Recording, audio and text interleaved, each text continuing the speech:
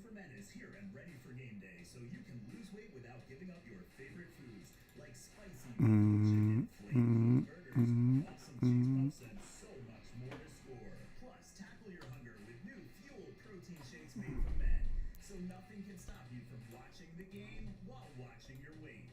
Order now and save 50% on football-friendly weight loss plans. We will have technical difficulties. What up, Northwest Small Batch Brewing? Can you guys hear me? Hear me now. Hear me now. Mic check, mic check, mic check, mic check, mic check.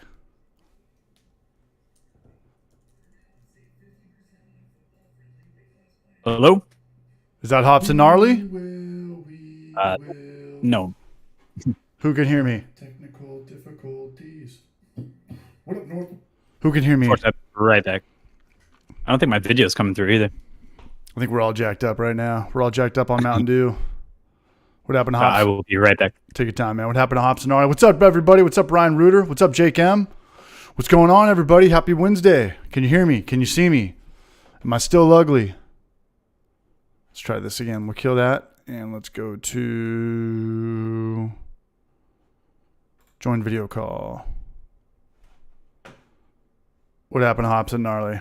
What up, It's Rec? What's up, Sir VC? What's up, Wesley Branch? First time watching. I'm very excited to be here. Just finished my second batch. Shout out to Wesley Branch for making it happen, man. What's up, Red J? What's up, everybody? Sorry we missed it last week. I was in Asheville with Clawhammer Guys partying, man. But good to be back.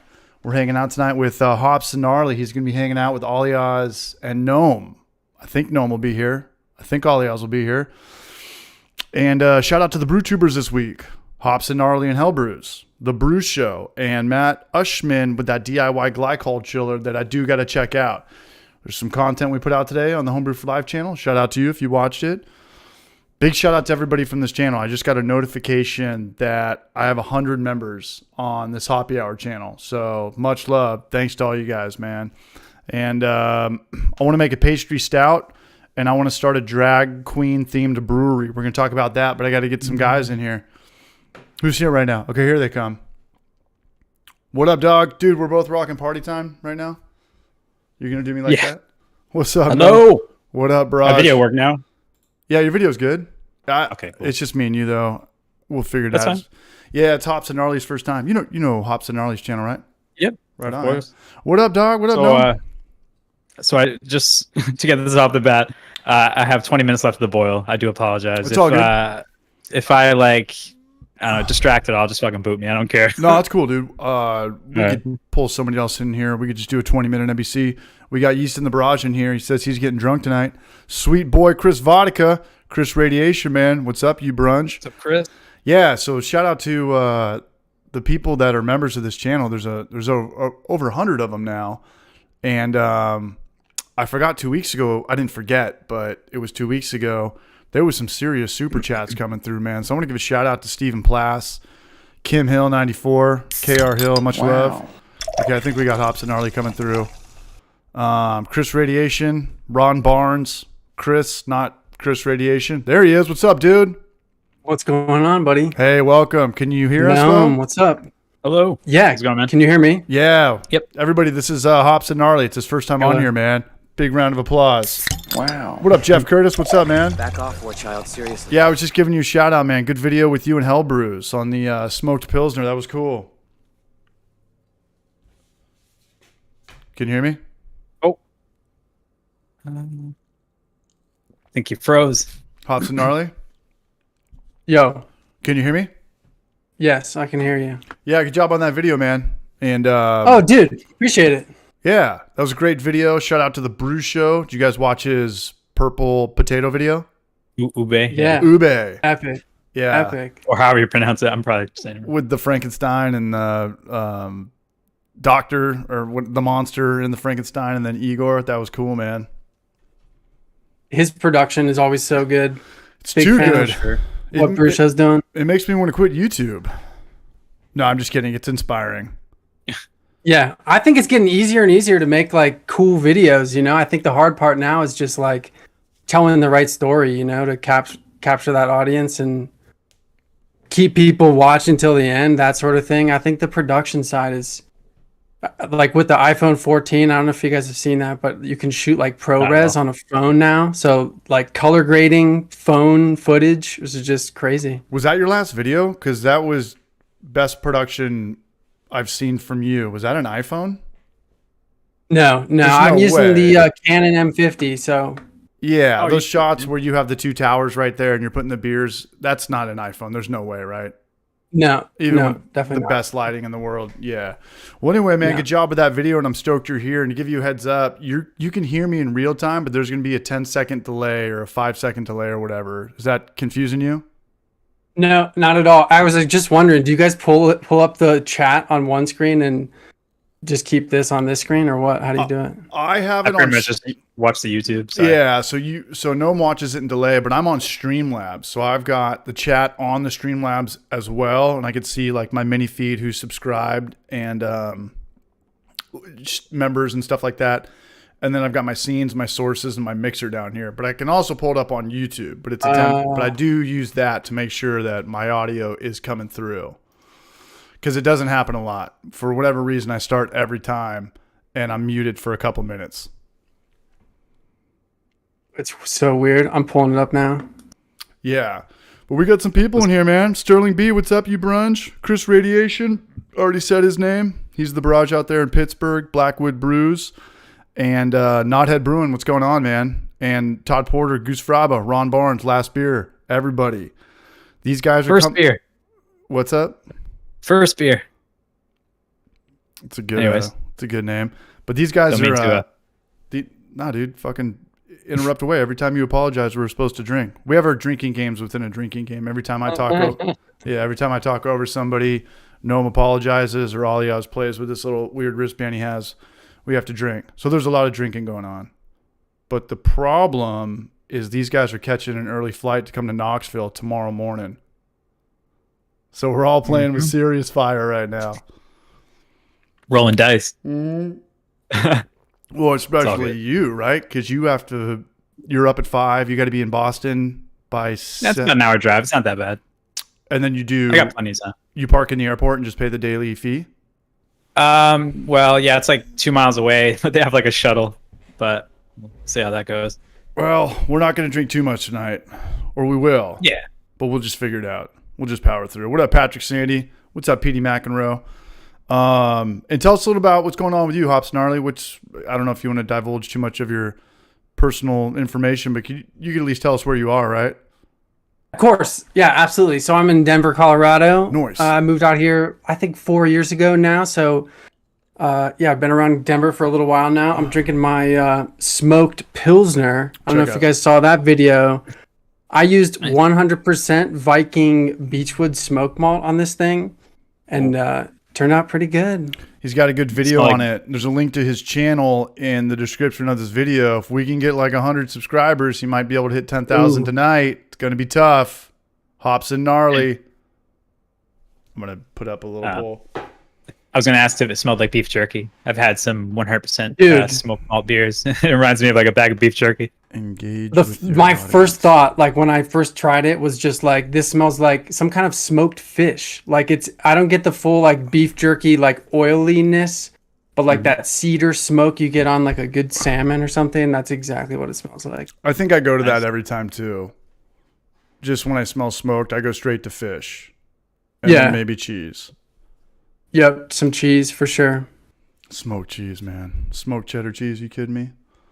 But if you guys can subscribe to Hops and Gnarly, show his channel some love, that'd be rad, man. What's up, Zach Pearson? Dude, everybody in here is a member, man. This is awesome. Where's Aliaz at? Running late? He's on a hot date ski, so I don't want to blow up his phone too much. Yeah. He's stoked on that video, too. That Austin video. It was sick. Did you watch it? Yeah, how was it?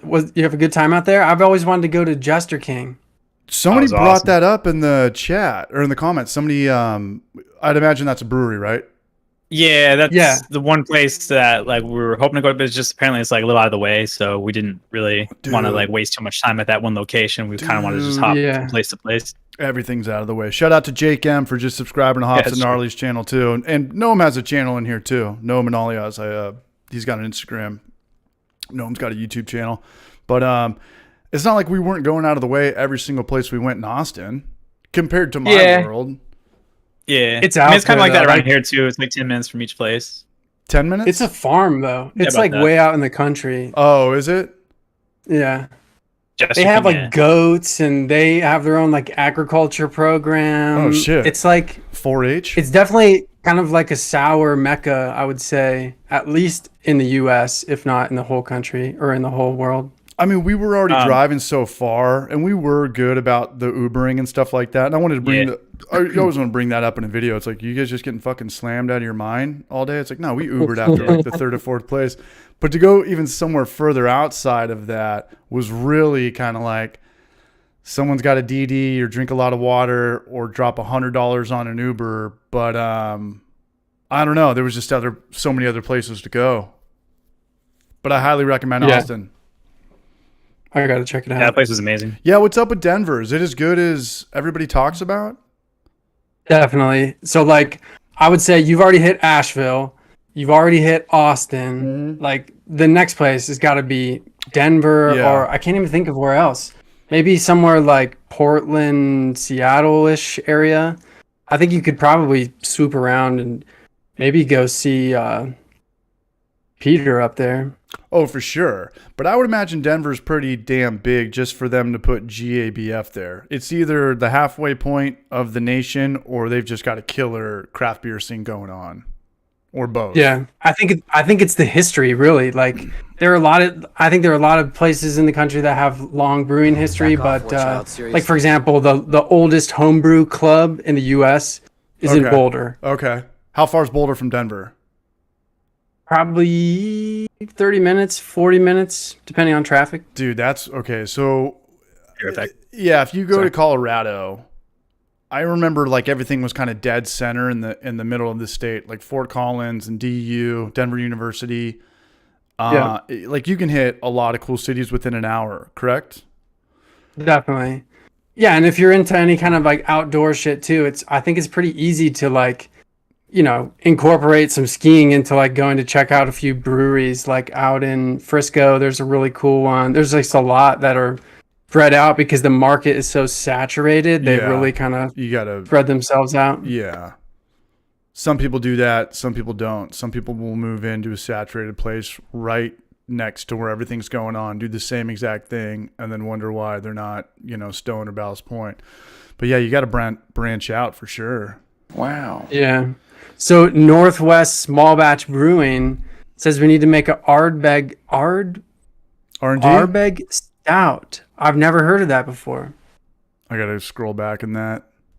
I don't know. I didn't catch that though. But I do want to come out to Denver, and I actually have a friend out here who's from Aspen. He's got some of the craziest stories ever, man. Like, more money there than anywhere. He used to work at these top Asian fusion restaurants, and everybody had millions of dollars, and everybody was doing tons of cocaine, and it's just like, I don't know, like thousands of dollars for skiing lessons and minimum $200 just for a ski ticket and shit like that. Yeah. How's the Aspen? Yeah, it's not cheap. How's the Aspen beer scene? You know, I don't really get out there too much. I skied when I first moved here, but I don't know. There's something about, I think, living here. There's definitely a lot of people that still go out there, but you have to fight the tourists a lot to even, you know, participate in that sort of stuff. So like driving out there, you have to leave at like 5 a.m. if you don't want to wait like 2 hours in traffic. So it's a 2-hour drive from Aspen to Denver? It's at least a 2-hour drive. With no traffic. But with no traffic, that's the thing. It can turn into a 5-6 hour drive. Yeah. Yeah, definitely. Yeah, and he was tripping me out. He was like, Aspen has this crazy mecca, like worldwide mecca. He's like, they've got Argentinians that flock in there, tons of Europeans, tons of New Yorkers, West Coasters. Like the word is out on Aspen for sure. Yeah, yeah. And Aspen, I would say Breckenridge, Telluride. Telluride's like the wealthy, I think, top of the top kind of place so far. I just got a big super chat here from Patrick Sandy, man. Much love, Patrick. He just dropped a big one, and he's buying a round for the barrages coming into town this weekend, Mud. Man, thank you, Patrick. You're the man. He got me out to Tennessee Talked to him on the phone a little bit, the do's and the don'ts of Eastern Tennessee, man. Thank you, Patrick. That money will definitely go towards buying me, Gnome, and Alia's beers tomorrow and buying grain and short rib shit. I'm behind the whole schedule, but we'll figure it out, Gnome. We're going to make it work. Damn, Patrick. Aspen, where the beer flows like wine. I like that. Yeah, the word's out on Aspen. So all these places you're bringing up, though, do they stem from being tourist attractions because of how good the lifts are? Or is so those are places out west. It's like, I think it's just ski hills for sure. And the nicer ones, it's not necessarily nicer skiing. It's just nicer accommodations. I think that's what jacks the price up. I think there's a couple different places like A Basin, I think is kind of the locals place. That's, if you're really good at snowboarding, that'd be definitely where I'd recommend going. Like where they film movies and shit. So those Stream. are like the Aspens, the Telluride. Yeah, that's where they film the movies and stuff like that. But just depends what you're into. You can find it whatever you're into. You could find it in Denver for sure. Yeah, like a lot of places. And I've heard of Aspen and Breckenridge like my whole life. Like I didn't even know what Asheville was till about 5 or 6 years ago. Like people have known about Aspen and Breckenridge and Telluride since like the 80s. I'm sure our parents know of that stuff the way they, talk about Mammoth Mountain and shit. Yeah. Yeah. Let us know what you guys are drinking in the comment section. Is it homebrew? Is it no brew? Is it commercial brew? I'm drinking a pink lemonade. Well, it's a raspberry ale. That's a cool can. That they soured it. Yeah. It's got like some classic Victorian buildings, I guess. What, right here on the can? Oh, the one I'm drinking? OEC Brewing. It's cool shipped and open fermented pills. Nice. Is that a local boy? Sort of. It's out of Connecticut. Close enough. Connecticut? Yeah. Nice, man. So what do you... Super chat. Is that way too loud? Can you guys hear that? Is that coming in as my man? Yeah. Brandon Chamberlain, man. Much love, dude. Patrick Sandy and Brandon Chamberlain, thank you for the super chats. You're buying a round for me, Gnome, and Alias and Hops and Gnarly if he can make it out here in like 10 hours or 24 hours or 48 hours. We're hanging out till Sunday. Knoxville, I've been through there, definitely. I grew up in Ohio, so I had not a lot, but definitely some friends that went to school down there in Knoxville. Knoxville's the shit, man. I heard it used to kind of be funky, but which place didn't? Yeah. I moved out here, blind faith, sight unseen. Love it 10 times more than I ever could have thought, man. It's cool. It's small. That can go both ways. If you're a shithead, you're going to burn a lot of bridges fast. And if you're a good person, you could probably get a job anywhere just through networking, especially if you're industry, craft beer, restaurant, hotel, stuff like that. Yeah. So that's rad. I saw the Eclipse down there a few years ago. I think it was actually maybe in Nashville, but close enough. Do you ever get up to Nashville? I went there once and it scared the shit out of me. That's the next vlog. Yeah. Well, you were talking about kind of finding your groove with making YouTube videos and telling the story better. My problem with getting burned out on YouTube is I just get backlogged. Like when I came out here from San Diego, I had this huge, I didn't have a huge garage, but I had a single car garage geared towards home brewing. I had everything I needed, a fermenter, 3 electric systems, burners, whatever. And I came out here and I was like, I need to start all over, make a fridge or a draft system, start brewing, ask Kyle for a free claw hammer. I've got 5 backlogs of Europe trip and San Diego and Austin and all this stuff. So I think what helps me out with editing is not being hungover in the daytime and just catching up with your backlog and just having one video in front of you. Not like, you could have 3 videos, 3 projects you're looking at, but put like 80% of your chips into that one video. And if something's like, I chop up clips on this channel too, like for the Hoppy Hour, and I'll put little memes and shit like that. Do those first. It's like doing dishes. It's like the opposite. When you're doing dishes, do the big stuff first. When I'm making YouTube videos, it's like do the small little things first. Let's chop this up. We'll talk about where Hops and Gnarly coming from Denver is and what the scene is like. I can make that video in an hour. You know, I can go back, look at it, screen record it. But when it's like, hey, we have to start from scratch, whether it's a vlog or a grain to glass video, it's like, okay, here we go. So get the easier shit out of the way first. And that just helps me. That's a good way to think about it. Yeah. I mean, at the end of the day, like, it comes down to just not getting burned out. And everyone's different, you know, whatever works for you or works for me, vice versa. You know, I know some guys, elementary Brian, who wakes up at 5 a.m. and edits because that's the only time he can. I think he's got 2 kids. Damn. Here's Ollie Oz in here. We got the avocado dancing too. What's up, Jake Creek? The 101th, 101st member on the Hoppy Hour, man. Shout out to Jake Creek, man. Much love. CH, have you brewed yet? Nah, man. You know I'm a poser. Wow. But what we're doing when I pick these guys up tomorrow is we're going to put together the Clawhammer system tomorrow, and then we're going to go out, meet some people, and then we're going to brew Friday and make short ribs, beer or brown ale short ribs. Back off, war child. Seriously. Yeah. Can't wait. Hey, let's get Ollie Oz in here. Is that cool? We got 52 people here. Where's Ollie? Let's get him in here. Ollie Oxenfree. Let's Like go. 1 minute away from having to kill the thing, so I'll be dipping out like just to turn the water on anyway. So You're a little. Are you brewing? He's brewing right now. Wow. Yeah, I've been meaning to ask you about that brew hop. Dude, it's pretty sick. He's got a system. Both you guys have crazy systems. There he is. Brutal's as well. Okay, here's how we're doing it. What's up, gangster? How was the date? It was good. It was good. Yeah, it was. Is that what you were telling folks? Hell yeah, it was. Okay, we're gonna mix it up a little bit tonight. Hops and gnarly. This is Ollie Oz. Ollie Oz. This is Hops and gnarly. And then I'm gonna do this.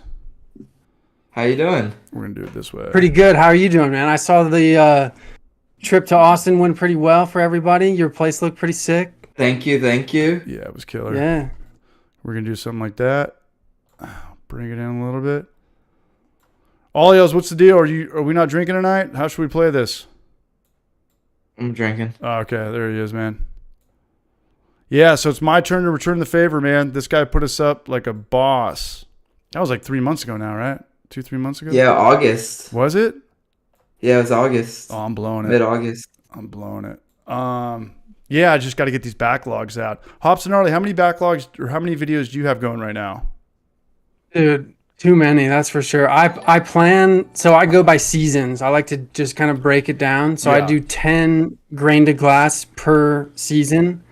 And I plan those all out in advance. I try to like know what kind of like special equipment I might need to reach out to someone for. Like I just line everything up. Yeah. Get everything kind of going. The thing about grain to glass is Takes forever. it's not hard for me, but it's like, yeah, you kind of have to sit on footage for a while the beer finishes out. Especially I'm trying to do like long aged sours and like foeder shit, and it's it takes a long time. Yeah. Even just But beyond that, I have like equipment stuff that I need to get to, and yeah, it just piles up. You know how it is. Fooder, I barely know her. I hear you, man. She's sitting back there. Can you see the fooder? Oh yeah, down in the corner. Yeah. Are you in a bedroom right now? Or is that like a man cave garage? Yeah, this is my office. This is where I work every day. You work from home? Yep, work from home for a tech company, I'll say. You and the Brew Show are on the same vibe. You guys both work from home, and you edit all your videos, obviously, from home. That's pretty cool. Yeah, it's not bad. I just recently, within the last, 4 weeks or so, switched over to full remote work. So it's been pretty good. Right on, man. Cheers. Great new video, CH. Thank you, Novastar Creative. Joe Simmons, CH, do you ever ask Floor Brewing to be on the Hoppy Hour? She's cute, and it would break up the Sausage Fest. I know no other way than Sausage Fest, bro. Sorry, Joe Simmons. But no, I should reach out to her. We just, like, Ollie Oz and Noam kind of just created this thing organically where I would have one person come on every week, whether it was Larry or Short Circuited Brian, and it was kind of hit or miss, or people would flake. Not them, but just kind of back and forth, or people were trying to buy mics and headphone sets and cameras on the fly. So it's just like, let's just jump right into it. We could shoot the shit, do a little celebrity square or whatever, and just, have people hang out, pop in, pop out. But I would love to have Sarah Flora on. That'd be cool. There was one girl on. Mandy. What was her name? The meat girl, right? Yeah, Faywood. Faywood Meads, yeah. Yeah, I got to hit her up again, too. That was cool. Todd Porter, are all you going to stay with CH? Do you guys have a bunch of air mattresses? We have one couch, and we're going to all share one pillow. But it's one of those long pillows. It's 4 feet. Yeah, we'll be good. Thanks, Reverend KY, man. What else we got? Yeast in the Barrage. Yeast in the Barrage is getting wasted. ADHD gaming. Is anybody smoking weed or just drinking beer in here? Greetings from Netherlands. I haven't smoked weed since I've been out here. I'm drinking. He's drinking weed. Drinking weed? I'm drinking weed, yeah. We're hanging out and drinking some weed. I'm pretty sure Jorge Castro is super baked every time he's in here when he's on. Gnome is usually too. Yeah, Gnome's Johnny Pot Smoker. Goose Frabby. Johnny Potsy. There's a lot of ball locks on the chat. Someone said get Adam Makes Beer on next. I can agree with that. Yeah, I've talked to him a couple times on the Facebook chat. Yeah. He's on a grind he seems too, like a right? cool dude. Yeah, he's on absolutely. a grind. He's knocking them out. The only problem with that is that I don't think heady topper coming in heavy. I don't think most people really kind of care about commercial brewing and kind of going on just the rants of stuff like that. But we don't have to talk about that. I think that's his main spiel is hey, I'm a pro brewer, pro brewer. Yeah. Everyone who gets paid is a pro brewer. If I pick up dog shit for a living, I'm a pro picker up dog shit. So does that mean I'm a pro brewer? Because if you make money off YouTube brewing, you're a pro brewer. Pro just means I guess so. Pro in the make money. It means you make money. In the skateboarding world, it's propaganda. It's bragging rights. Yeah, you're a pro skater. Yeah. But you make $500 a month. If you're a pro baseball player, you make a fucking $1 billion a day. So just to call yourself pro, it means you make money, but that's an undisclosed figure that could be very not. All I'm saying is that I don't think that people. I don't know. What do people want to hear about? Homebrewing, commercial brewing, opening business tactics. Us getting drunk and bullshitting? All of the above. I don't see any difference really between home brewing and pro brewing. Some people run off of 3-vessel, spike systems.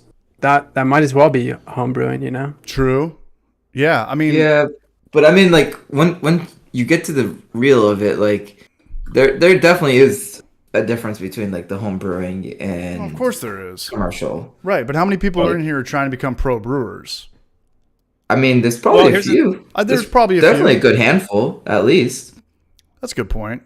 So I would say this though, he does kind of fill a niche. There's not many, commercial brewers, if you want to call it that, doing what he did. There used to be one by the name of Jasper. I think it was called the Brewery Life. But there are homebrewers that want to see what it's like at the pro level and how things translate and what's different, what's the same. I don't know. There is definitely. I wouldn't say a need, but there are people that are interested in that. I am for sure. I don't know. It's validating. I think it's validating. And I will say this, just to get it out of the way. I think I'm going to go visit Adam, and we're going to see what it's like to brew at his place. You know what? Where is he based out of? He's in Cincinnati, near Cincinnati, Ohio. I think. Yeah, Ohio. Okay. Cool, no, cool, I should get him on too because he first hit me up. Really quick, big shout out to Small Batch Brewing NW. Cheers, Brush. He hit me up right out of the gates, and here's my problem with that: when people hit me up and they're like, "Hey, I have a new YouTube channel, or I'm a pro brewer, or I'm this, I'm that, I'm this, I'm that." They don't stick around on YouTube. So am I really going to have somebody on that's just going to flare out after 3 or 4 or 5 videos? But he's grinding. I think he's grinding.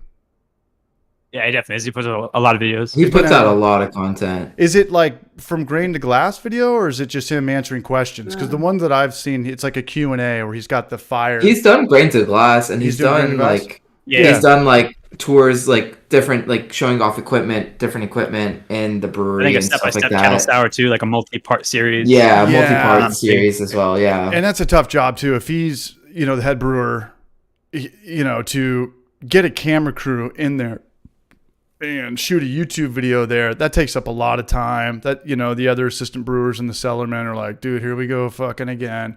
here we go again. Yeah. So it's got to be difficult for him to put out content. But the videos that I've seen of him, it's mostly just Q&A stuff. But I'll go back and look at it and see what he's doing. But he definitely lasted way longer than I would have thought, because I've been doing this off and on for way too long. And guys come in and they're like, dude, we're going to say what up to the YouTube world. Time to take over the YouTube world. Not that he's like that. And then in a month they broke their back to make a video and it got 200 views, and then that was it. But so, yeah, It's hard. I'll talk to him. It's fucking impossible. Yeah. It's impossible. I think I think of someone like the Homebrew Challenge, Martin, that's the best type of situation, where you got your job, you kind of Whoa. have some flexibility, you can do some, I think that makes it easier a little bit. Martin's got a killer channel. I got to stay up to date with his stuff. I haven't watched one of his videos in a hot minute, but I got to go back because he's always putting out content, and he's a madman.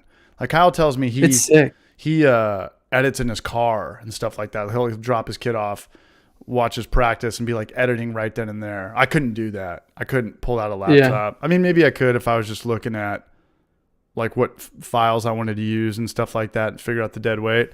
But that's just crazy because I know he's an IT guy, he's successful with a kid, with a family, and then a YouTube channel. I mean, that's crazy.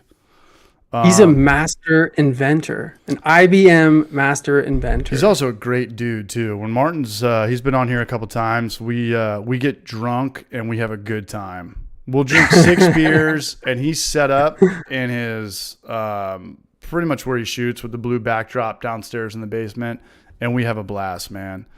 Novastar Creative just said, I think he's talking about Adam X Beer, 123 videos in 5 months. Damn. But that's got to be a lot of like shorts and Q&A stuff, because that's impossible to put out like an edited grain to glass video in that quantity in that short of time. But yeah, again, I'll go ahead and I'll look back, and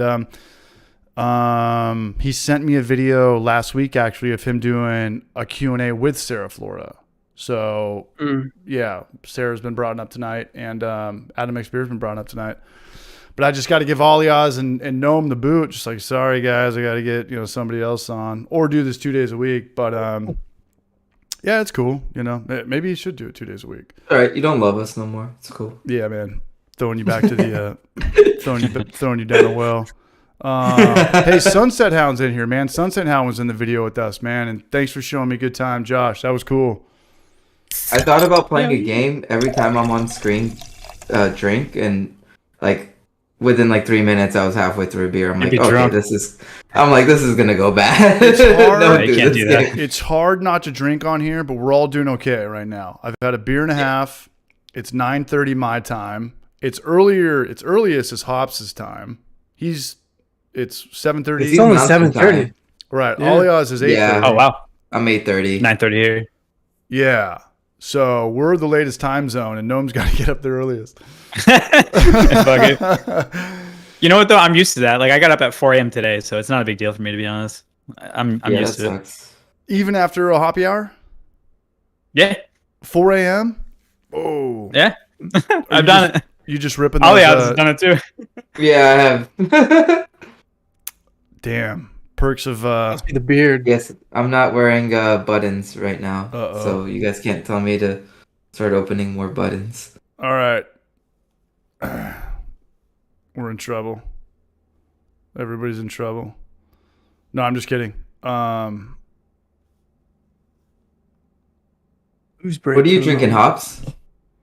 I just finished my smoked lager. I'm about to go get a Nice.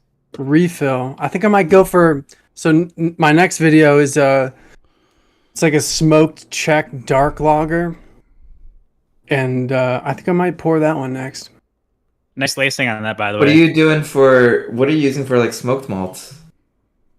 So Morbier sent me some Viking Beechwood smoked malt. Dude, It's pretty mellow, to be honest. More beer hookup, man. I never had that more beer hookup. More beer. Yeah, they're a good partner for sure. Do you like? Is it more beer versus Northern Brewer, or will you take product from both? I've never been contacted by Northern Brewer, but I used to hold something against Northern Brewer, I will say. I'm sure like a lot of people. You got your But shit I understand- delivered 2 weeks late. They're under new ownership, I guess. They were owned by Macro Beer, which I don't think is right, but I think now they're a little bit more independent. AB InBev. So I'm sure they're trying to work the kinks back out. Todd Jackson came on here. He's second down from Northern Brewer, and he was cool and he was professional. And I've got to kind of do this whole kind of wannabe Joe Rogan, Howard Stern thing on here. And I was asking him like what goes on with the this and that and Budweiser, and he was cool. We had laughs, and he answered the questions pretty much perfectly. Like he was Nice. like he was a media guy. Like he'd been around PR and stuff like that. And Todd Jackson's a really cool dude, man. He's a really cool dude. I just can't I don't like giving the Northern Brewer the shout outs in the videos. If I see every other YouTuber giving a shout out to Northern Brewer, and it's like, I've got one little lady down the street that sells grain and hops. Like I have to support this business. Yeah. Unless there's money involved or a shout out or something, just to get some yeast and hops and stuff like that. No, I have to spend my money at Allen Beer Makings, which we'll check out tomorrow at 11 o'clock. It's just like this little sweet old lady has a homebrew store and 2 black feral stray cats. That feral part. That's sick. Yeah, so I've got 2 black feral stray cats too. So I have to show love, man. It's a sign. It's a sign. Yeah. Yeah. And we're going to shoot I some think B-roll there. Northern Brewer to me will always be like Chip and like Dono and just like old school Yeah. Northern Brewer Yeah. TV is so fucking good. That's like when that stuff was like at its peak was like when I was just kind of getting into like I got like a Brooklyn brew shop kit from a friend or something and started diving in like right when that stuff was happening on YouTube.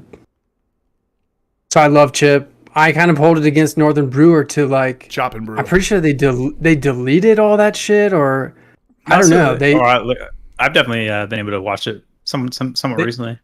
They cut it The Brewing for TV a stuff? long time. Yeah. And then Chip kind of came back doing his own thing. They still kind of He do had a some kid. videos like here and Yeah, there. they kind of work together still. But yeah, those dudes, the magic is gone. Yeah, there was a magic great is video gone. from Dawson where he was like in one of the original, I guess, old breweries there, which was like a liquor store now, but it was like attached to a cave system, and that's where they used to like lager their beer. That's when I share the same thing that you said, where like when you first got in a brewery, like they were putting out videos and it was huge. So yeah, I love Brewing TV. This is by far the Absolutely. most professional stream we've ever had, ever. We're actually talking about beer. Talking Yeah, right. about beer. Hey, Rasmus is in here, man. Shout out to the Speaking of beer, I'm gonna go get one. Snag a Beer Copenhagen Barrage. And I think I saw Stephen Plass. Yo, CH, did Kyle visit you? How was that? Stephen Plass, shout out for that C-note, that $100 super chat 2 weeks ago, man. I see you. I've got it up here, man. I have you written down. Thank you for that. Kyle visited me a couple months ago. He was just working on his car out here, picking up a part for his big van, and then I was in Asheville last Tuesday, Wednesday, so I didn't that's why we didn't stream. But it won't happen again. I mean, if it does happen again, it won't happen again. So it won't happen again. Yeah, it's not going to happen again. Tom Ellen, man. Philadelphia Barrage in the house. Dude, what's going on with sports right now? Are the Phillies just going to I mean, it's 0-0. hit home runs every game? Dude, I don't talk about yesterday's game. I'm not happy. Why don't they just walk Bryce Harper every single time? I don't get it. Back in the 90s, Why don't they just like hit him in the knee? Like, but why would just go full on Tanya Harding? What's up, Hellbrews? Hellbrews is down there in Mexico, man. Good job on that video with Hops in here, man. Sunset Hound. I don't have a local shop anymore, so it's all online. Yeah, the place that I'm talking about, Allen Beer Makins with this little old lady. I don't get it. I don't know how she's in business unless everything's paid off. It's a passion project, but there's no way she's making money. There's just no way. Wow. she's got to be losing somewhere. Yeah. You'll see it tomorrow. It's gonna look like some weird kind of like Texas Chainsaw, House of 1,000 Corpses vibe, and Nice. I think I've seen it a bit in like some of your videos and shit like that. Yeah. Oh yeah, your failed brew video. Double bullshit, double hazy IPA.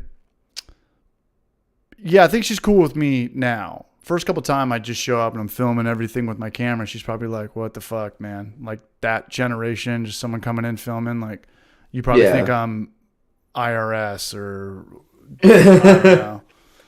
Take your little feral cats away. Give them to me so I'm not gonna have 4. Patrick Sandy, man, still here. Cheers, Patrick. Jeremy Brews, what's up, dude? That's a great name for a There's so many shot. comments on the Texas video. Jesus. Is it doing okay? Did you show that to your girl? Are we not supposed to talk? Yeah, about we watched it. We watched it at the bar. Oh, really? Did she get a kick out of it? Yeah, she loved it. Nice, dude. Yeah, man. I finally got that video out. I'd be bummed if we didn't get that video out and you guys were hanging out in town. Makes it real But now. it's at 1.4K views in like 5 hours. That's pretty damn good. Wait, what happened? Isn't it 4? It's 1.4K views in 5 hours. Oh, it's way more than that, my friend. It is way more than Well, that. I mean, last time I clicked on it. You don't get the real YouTube count on your end, but I get it on my end. It's delayed on my end. Well, for sure. because so many people abuse the system and they try to buy thumbs ups and votes and stuff like that they don't Gotcha. like turn that into real views for like 48 hours. Nah, man, we're doing good. Shout out to anybody who watched last Homebrew for Life video. We almost you have needed was 80 a dancing people in here drum, right dude. now. No, it's Wait, really? Holy shit! There's over 70 people. dude, we're Holy cooking crap. with grease, man. We're cooking with grease in here. Shout out to Leslie Gass. If you can hear me, just wink twice. Not Molly Connolly. Connolly. I just finished watched it. Shout out to Not Molly Connolly. Appreciate it. Trying Dude, to I say got, your like, screen name almost, fucks like, me up. Now I have to name a beer 10 after it. followers from that video. Dude, homebrewing community. Yeah, I'll send It's you awesome. guys the screenshot. Beer brings people together. like you Beer said. is a uniter, not a divider, just like Bruce Springsteen. Divider. Hey, I like that. Hops, what's your take on collabs? Was it not worth it? Is it a lot going back with Trent doing non-alcoholic stuff and doing smoked pilsners with Raul down there in Mexico? Both of those actually were like super easy. I think the brew show one was super fun. I actually really like that because And he's the nicest guy to work with. he's so nice, and like we just did it like we didn't have to travel anywhere or like really do anything, so it's just like this, and yeah, we just kind of challenged each other, which I thought was pretty cool. I don't think I would have made a NA like light lager like that personally, but it's just cool to have someone else kind of pick the challenge and see if you can do it. It was cool. And then the other one was, I think, even easier. Raul is such a cool dude, and I got a t-shirt from him and was just trying to think like, how can I like just spread the love to like channels that I like? And yeah, so I invited him to he just sent me a clip and I just put it in the edit. It was super easy. That was cool with the voice filter and everything. No, it was Well, that funny. reminds me. I didn't know that t-shirt was from Stranger Things. And somebody came in to a brewery I was at the other day and I was like, "Whoa, did you buy one of Hellbrew's t-shirts from Mexico? Like Central America, deep Mexico?" They're like, Right. "No." I'm like, "What do you like what is that?" And then they're like, "This is the club, the D&D club from Stranger Things." And I was like, "Oh, I didn't know that Raul was playing off that. I didn't like the Hell's Club." I don't think I knew that either. But he called it Hellis Club. Wow. And then somebody else did that too. I think it was Northern Brewer or Blickman or somebody maybe it was who's the big grain company? Was it like BSG or something? And then they made that shirt. But I thought it all came from Raul. I didn't know that it was a Stranger Things shirt until they explained it to me. Yeah, but I don't think I knew that either. Yeah. It kind of looks like the Stone Cerveza, like the Dia de los Muertos, a lot. White and black baseball crop. But anyway, no. It looks fucking metal to me. Yeah, it's a cool shirt. When I bought that shirt, the funny thing was like, I'm pretty sure the whole checkout experience, like every fucking thing was in Spanish. And I speak absolutely no Spanish. So I'm like trying to like translate shit and like make sure I don't get ripped off. Buying it's like merch. 2,000 pesos. I'm like, I don't have the slightest clue how much this costs. Yeah, that's cool though, man. Buying merch off of 2,000 pesos, that's Spanish a lot. speaking. Well, it's funny because it goes both ways too. Because you know how YouTube has super chat set up where it's like, hey, this guy tipped you $2 or $5. Sometimes people are like, here's $200. You're like, what? And then you do the Google conversion. It comes from like Southwest Asia or somewhere like out there on some Fiji island, and you're like, oh, that was $4. Like, fuck. Okay. Yeah. We've got a lower denomination, like us, the euro and pounds. Most things are like 10, 20 to 100 times more than our denominations. Right. Yeah. Like it's 20 pesos to $1. Yeah, and I never got that. Like you go to some countries and it's like, I just want a bottle of water, and like, okay, it's like 2,500 this or that. You're like, why don't you just like charge $1? Like it's just so fucking ridiculous. You need 2,500 First world problem. just to get like the most simple thing though. It's just so ridiculous. It's like I just want one little donut. Do I need to break out like count 20s on the table to get this thing? Like how much paper currency do you need to carry around to actually buy like $200 groceries? Like a briefcase from Pulp Fiction? They'll have like $2,000 bills or 2,000 whatever bills, you know. Yeah, that's how it was in. You would probably have that problem in the Czech Republic, Prague, like for sure. Yeah, because krones are like very, very like it's like 2,000 krones for like $1. It's like what the fuck? Yeah, and in that way you can get fucked with a lot. You like people could really take advantage of you. And we were hanging out with girls that night that they were like, hey, this is $150. And it was like 3,000 krones. And they were kind of our ambassador, right hand, stupid American, hanging out with stupid Americans, this and that. Maybe they were ripping us off. More power. We had a great night with those girls. They were cool. But it was like 3,000 krone to I think I pulled out 140 USD. 3,000. Ooh. Yeah, like, hey, can I get 3 beers? Yeah, it's $460. You're just like, what? Like, just, okay. All right. Take my money. 650 Costa Rica colones for $1. Hey, shout out to my pops, man. Paul Hardy's on the mic. What's up, Daddy-O? Hey, Papa Braj? Papa Hardy. We got San Diego in the house. We've got Denver, Colorado in the house. We've got Austin, Texas in the house. And we've got Rhode Island in the house. And everybody except for my dad and Hops and Gnarly are coming into town tomorrow. I'm going to pick you guys up at 1 o'clock. Sounds good. You guys are going to be together, right? Yeah, I mean, our flights get in within like 10 minutes of each other, so. Dude, you're going to trip out. You coming to Knoxville or Asheville, and these airports are like, what the hell, man? It looks like a DMV from the 40s. Like, can you not even? It's funny when I flew into El Paso when I was going to Vegas, and like that airport looked like it was from like the 80s/90s. Yeah. Like all the most of the the signs when by the gate they're they usually have a TV kind of thing saying flight to Houston, leaving at this time, whatever. Yeah. It was all manual cards. That's crazy. And I was just like, what the fuck? That's wild. Crazy, man. We got San Jose in the house, man. Yeah, everybody, while we're at it, let us know where you're from. We got Australia in the house. What's up, Dante DeLuca? It's a great name. Dante DeLuca sounds like a pro wrestler. San Jose, Costa Rica. But it's funny you said that, Alias, because when you literally, first time I went to Asheville, I couldn't believe I was walking out of the airport. It was it looked like the diner from Pulp Fiction. That scene where they stick them up, where it's all like Yeah. the big rock and the 70s stone outside. And I'm looking around like they had vending machines, maybe one or two, or like a magazine station. But like this place is so small, you could probably show up to your flight 10 minutes before. And not only that, you could probably show up even late and like you're still going to make the flight. I mean, this Asheville airport is in a league of its own, man. And then you fly into Charlotte and it's like a scene from Home Alone. Like you're running. Like where is it down there? They have one Charlotte's of those. massive. I hate Charlotte. I don't hate it, but every time I'm in there, I'm like, I gotta like figure it out. Terminal B is like a mile away, and you're running. There's literally like Tiffany's and department store stuff, and they have one of those restaurants that has the bowl on it. That's how much money an airport bar makes. They have that bowl that like throws you off it while you're drunk at a bar. And I was like, dude, this is a serious cash crop.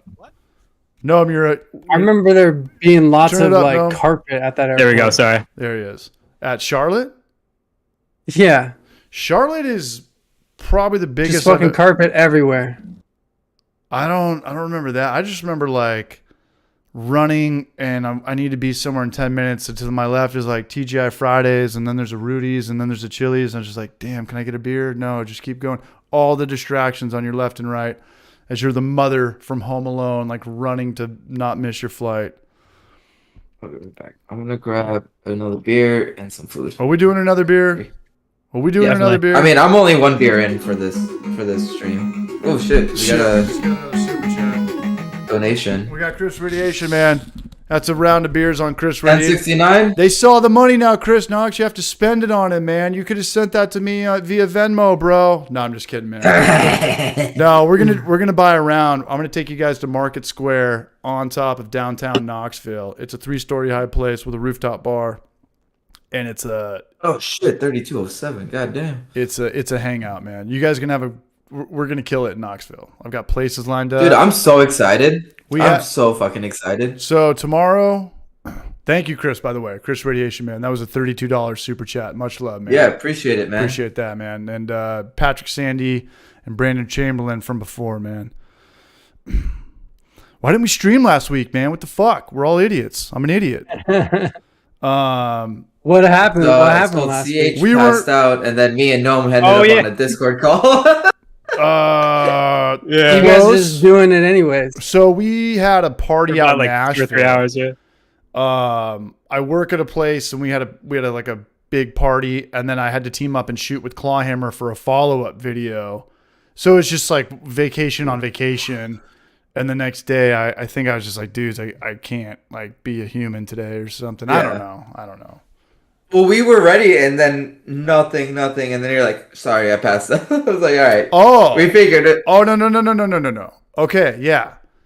So we came back from Asheville, and we drove. I was driving, and we got back to Highwire, and me and Nick, the guy I was with, Leslie's gonna love this shit. Well, you guys had to drive yourselves? I thought they would like rent a bus or some shit like that. No, and I don't want it. Nobody wanted to do it that way because some people want to spend another day. Some people want to go to a skate park. Some people have family. It's like pretty close enough. Where like people want to do it on their own schedule at that point. Yeah, that makes sense. Yeah, and some people have to be back at like a hard 9 o'clock to open up, right? Or not a hard 9 or 2 o'clock. Right. So me and Nick came back, and we had another beer. And like, you know, when you've been drinking from the night before, and then you have like one beer, you're like back to drunk. You're back to all the way at that level, yeah. Yeah, and then I remember buying a flight for all of us to do the new coconut stout, and we shot it. And then after that, I was like, okay, I've had a beer and this and that. I'm already like buzzed though, and I bought a 6-pack of Zerk of Oktoberfest, and I came home and I just did that thing like, I just want to rest my eyes for 10 minutes, like the little kid who stays up all night. You know, studying for the test, and then it's 7 a.m. He's like, I just want to rest my eyes, and he sleeps through the exam. That's what happened to me. So sorry, everybody. Don't be. And then I woke up at like midnight, and I was like, shit, here we go. Here goes 2 days of. Yep. Here goes. Sorry, what's up? You also shouldn't feel like, you know, too much pressure to do it. Obviously, people love fucking coming on here Wednesday and watching it every Wednesday, but like My favorite night of the week, man. It's my favorite night of the week. But that's why you should just give like Gnome and me access, and we'll run it when you can. It would have been hold it down. He'll hold it down. I just don't. I love drinking heavy. I really love drinking heavy on these Wednesdays, but like back to back drinking heavy. Oh yeah, that's a lot. It's a lot, especially in your 30s. 37, but again, if anybody asks, I'm 23, man. And big shout out to Midnight Madness, man. He got a super chat. I'm going to admit it. I don't really like beer that much. Look, I'm gonna be honest. I don't really like beer that much. Speaking What's of funny is that me and Gnome ended up on a Discord call and we just chatted for a bit and hung out, which was fun. Yeah. Talk beers, man. Get Peter on here, and big shout out to Peter for being on that stream with us a couple weeks ago. That was pretty cool. Yeah, that was awesome, dude. Not only that, but his wife comes in. And she's like, hey, honey, you want a beer? And gives him a kiss online. It's like most wives would be like, you're fucking drinking again? This like piece of shit CH guy has like another these assholes.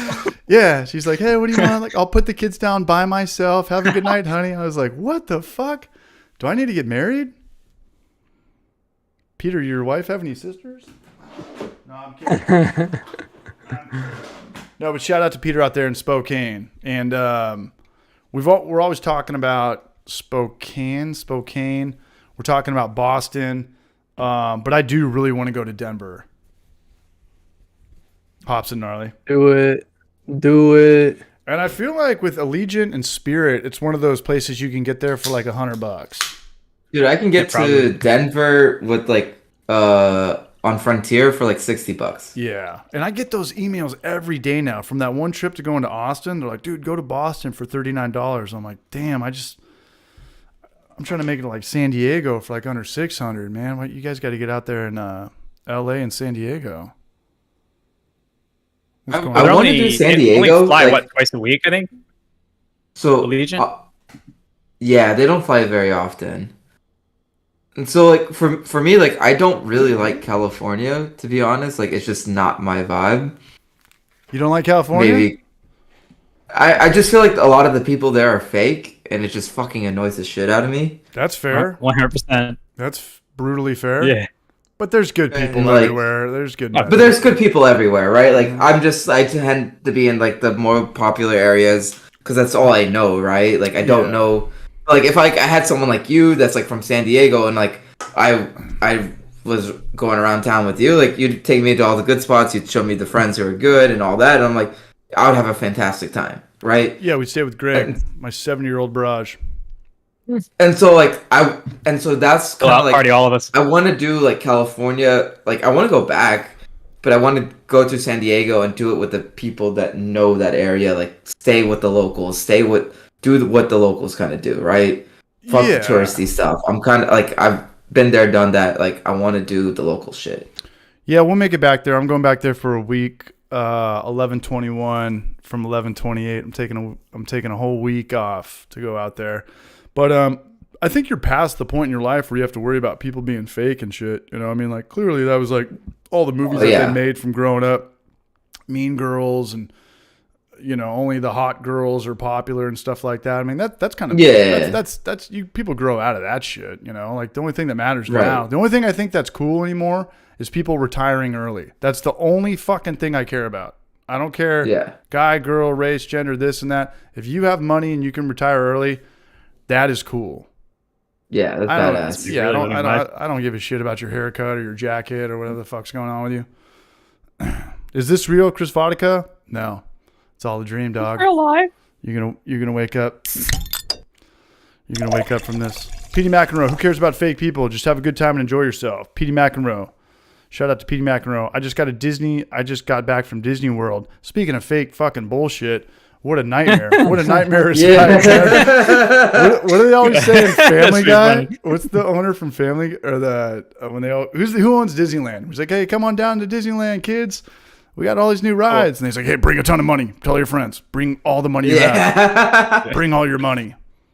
But it's happy. Yeah, isn't it something like $100 per ticket, roughly? Or if not more? Oh, it's got to be. No, Disneyland is pretty fucking expensive. Maybe like 20 years ago. Not only that, but like, what are the beers? Like $17? One arm, one dick, and two divorce lawyers? Yeah. Epcot wasn't too bad. Epcot wasn't too bad. Is Epcot Florida? I believe so. Isn't that like Orlando? I think. Disneyland that's Orlando. and Disney World. How many Yeah, it's in Disney Disneylands World. are there? 2. Well, no, 2. Well, There's there's one European in ones as Japan. Yeah. Oh. There's the one in Japan, so I Also, don't know. Definitely more than. Oh shit! We just got some memberships coming through, man. Oh, someone got Dizzy gifted. Wizard. Oh man, all the silent but deadlies come out, man. All the people that haven't been chatting just got called out. Everyone's coming in hot. 8,000. Holy fucking shit! What happened to 8,000? Minnesota. At Disneyland. Jeez. Mother apparently. of God. Shout My out to condolences. Northwest, man. Shout out to Northwest Brewer. Yes. This channel, I think this might be priority over Homebrew for Life these days. Disney's going way up, man. It's a lot more interactive than Homebrew for Life, right? Like you get to interact with the chat, you get to interact with the. We did. There's $100 in donations tonight. No one donates $100 to Homebrew for Life. It's just It's a different. It's a different vibe. It's a different vibe, man. It's a different vibe. And when I'm on the other side of it, I throw money to people, $5 and $10 right there. I very seldomly super chat people, unless it's like, I don't know, like Apartment Steve. I haven't watched one of your videos in a while. Here's $5. We'll call it even, man. I don't know, man. You just can throw it around and here and there, but when it's live, it's real. Like here's a shout out. Okay, Dizzy Wizard, Fresh Country Ales. Big shout out to the main barrage who pieced that package together. Northwest. This doesn't show up. His name is so long it's cutting out. Northwest ... We'll call it that. Gotta hit that Powerball tonight. I'm walking to work. Small batch brewing. No, but I have a confession to make, and I wanted to say this tonight. I got to say this. I'm opening up a brewery. I'm opening up a drag queen themed brewery. Sick. I am. Okay. I go to drag shows in Knoxville at breweries, and they're the hottest ticket in town. I never went to drag shows in California or San Diego. No reason in particular. My friends and we didn't go to drag shows. I talked to Maury the other day, and he's like, I've been trying to go to a drag show with my girlfriend at I don't think it's a brewery. It's a place in Oceanside, and it's sold out both times. We did a drag show a couple weeks ago, and it is popping way harder than trivia, live music, comedians are kind of a really weird thing at a brewery. They're just kind of a weird thing in general, unless they're really dialed in, unless they're really at least a B-lister.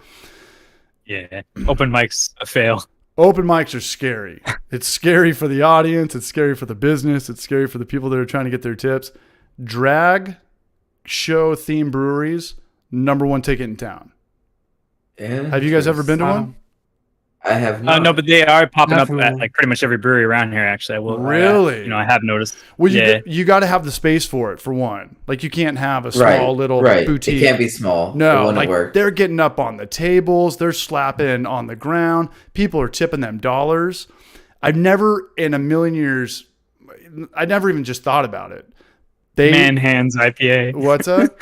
No, but it's a trip, Minnesota. and I watch it too. Like I study it because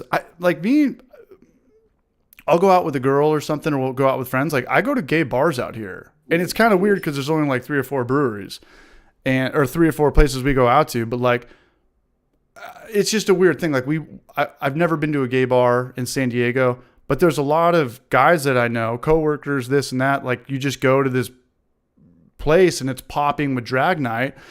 And is it a gay bar? Sure. Cool. Live your life.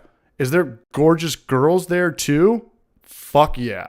Like no ifs, ands, or buts, man. And it's just crazy. And it's this weird thing where like it doesn't really work both ways. Like I've been to drag shows where it's girls dressing up as guys, and they kind of get cheers and laughs and this and that. But when it's guys dressing up as girls, like the bigger the dude, like 6'4", offensive line football player, his name's Jeff. Yeah. If he dresses up in just the height of fashion and just starts like doing somersaults and doing the splits and shit, the place loses their fucking mind. And you know what happens when they lose their mind? They're spending a ton of money. Getting drunk. They're getting drunk, man. Never saw it in San Diego. You say it's blowing up in the Northeast up there in Rhode Island and Boston. What is? Somebody else said that as well. I forgot who it was, but Drag somebody up in shows? chat said, Drag shows. I mean, you could do a drag show once a week, but like I'm gonna have a drag show every single night. Drag show, and it is kind of like comedy, right? Like they come into town, you pay a couple people, they might have their open micers, but there's two people that are actually like making money off it, that run the Facebook page and how much time you can get on stage and what song you want and this and that, and they have a DJ. There's money involved, pretty much the same way a C-list comedian would go or a B-list comedian would go. But yeah, that's it, man. That's what I'm going to do with my life. I'm going to open up a drag queen themed brewery. I just got to figure out what to call it now. Ride Paul IPA. I don't know. Yeah. Have you guys ever heard of silent disco? You guys ever heard of silent? Man. I love silent discos. I didn't know if can't stand it. I didn't know of silent disco either. It's the next hottest ticket in town, or maybe that and drag show are like the number 1 and 2. Everybody in San Diego. What's up, dude? There's nothing more of a buzzkill than like taking off your headphones when you're at a silent disco and like just setting them down and it's just quiet. You just hear like sneakers on the ground and shit. It feels like everyone's robbing a bank. Yeah, everything's moving in slow motion. The drugs are hitting you way too fucking hard. Yeah. Is that a thing? Do you think people are fucked up on silent disco like it's a rave? I hope so. Oh, for sure. At breweries, though? Silent disco? I think you said silent bingo. No. I am fucking deaf as hell. No, silent bingo. So for those I was like, what is that? So for those who don't know, silent disco is there's what, like 2 to 3 colors, right? So everyone gets a headphone set, and these guys are red, you're orange, you're green, and you're purple. And you find people that are bumping the same song as you, and you go up to them and you start dancing with them, but they go off, man. Like they look like raves. I don't know if it was just that it was Halloween weekend, that the one I just saw, or if it's always like this, but silent disco and drag shows fucking bomb on live music, trivia. I mean, what are breweries trying to do? And, like what are their Monday, Tuesday nights now? It's always trivia, open mic, which is the scariest damn thing in the world. Maybe a paid comedian. Doesn't hold a candle to drag shows or silent disco. Dude, should we combine forces? Silent disco drag show. 6'4" dudes, all named Jeff, headphones on. We're retired. We're making $1 million, man. Mandatory beer chug. Just say it.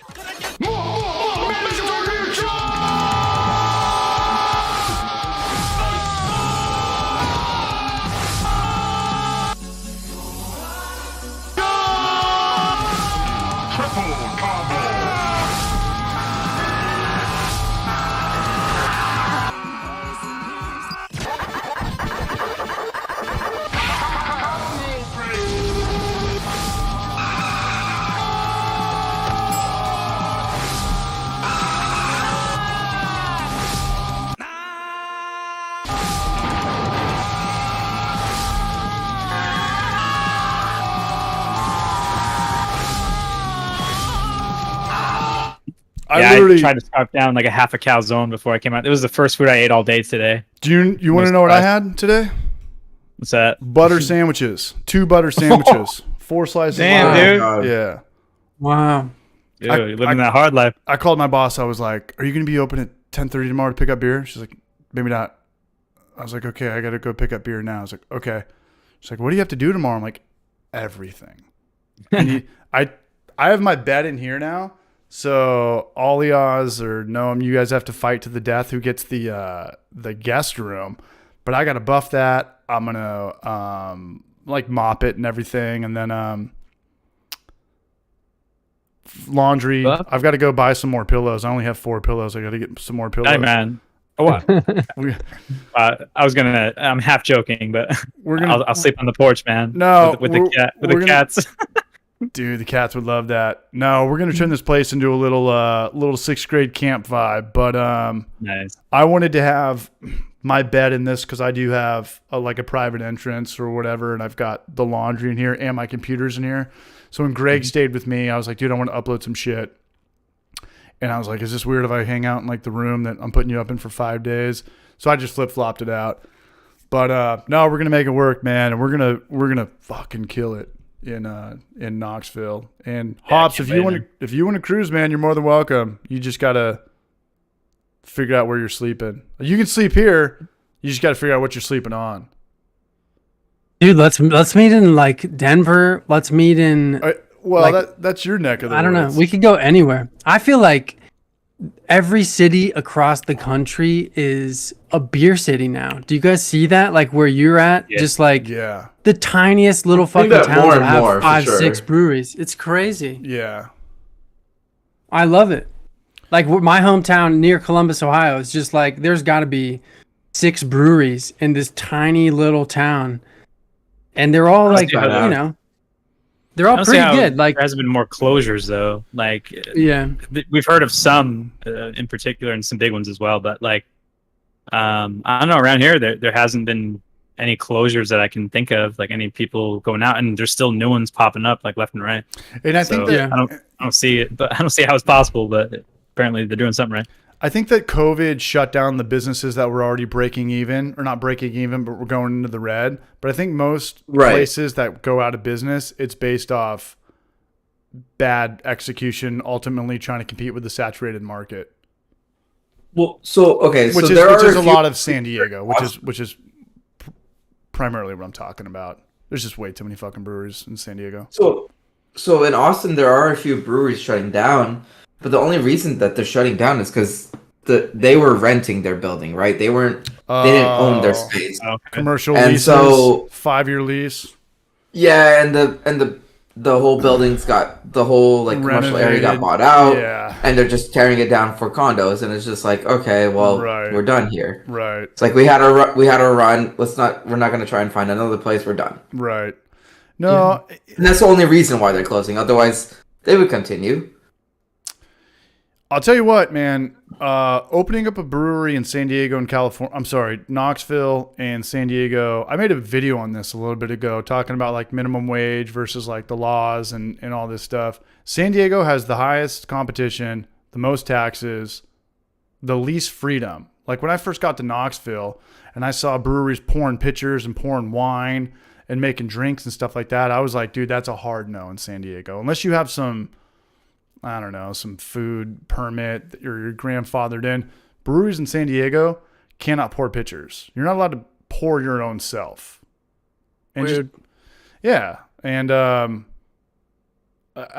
don't know. I just think that I think that every state with alcohol is like its own different world now. But back to what you were saying, Hops, I think you're exactly right. And I was talking to my buddy about this, driving out to Asheville, and we were like, he was from Knoxville his whole life. And I was legitimately like, hey, man, like people from California, my whole life I thought like life sucked outside of California. Like it was hillbilly. Everybody with a cowboy hat on or listening to country music was like a racist. And everyone's just, Californians love to, this guy's that and this guy's that because I'm not. I'm perfect. I'm fair. That they lived a long time pre-internet. When internet came out, it was like, whoa. Knoxville's rad. Atlanta's rad. Alabama's going to be really rad soon. Oh, Cincinnati, Ohio. But back in the day, my only references of like Philadelphia or Pittsburgh was like the fucking Pittsburgh Chargers game when it's freezing cold, snowing. And I think like that's just how it is all the time. Just fat people with their shirts off, like slapping their bellies with Philadelphia Eagles decals on their shit. And I was like, oh yeah, California's way better. I was like, no, that was like a winter game in November in the playoffs. You get outside and you move around. I think it's exactly like what you said. I think every city, every big city, any city right now with over 100,000 people in it probably has a pretty cool beer scene. And by beer scene, I mean why? At least 6 craft breweries. I think it's like people have dogs and they fucking love their dogs. So like, where can I bring my dog? The brewery, of course, and babies, dogs and babies. I think keep breweries in business. Dogs and babies. Breweries that I go to, they don't have. I don't see like drag shows or stuff like that. It's mostly babies and dogs on patios with North Face jackets and Patagonia hats, that sort of thing. Okay. Do you go to more like high volume breweries or more boutique breweries? I think so. Like, I'm a sour guy. I go out looking for sours and looking for like hazies and stuff like that. So they run the gamut of like how big they are, but it's all about the outdoor seating, the patio. Is there a band playing, like that sort of thing? Gotcha. Like when I'm talking about high volume, like when we went to Meanwhile Brewery, that was a high volume brewery, right? Like bring your kids, bring this. Hands down, for sure. High volume brewery. When you're going to like St. Elmo, it wasn't that. Or Battle Mage. Battle Mage is like, they don't want kids running around.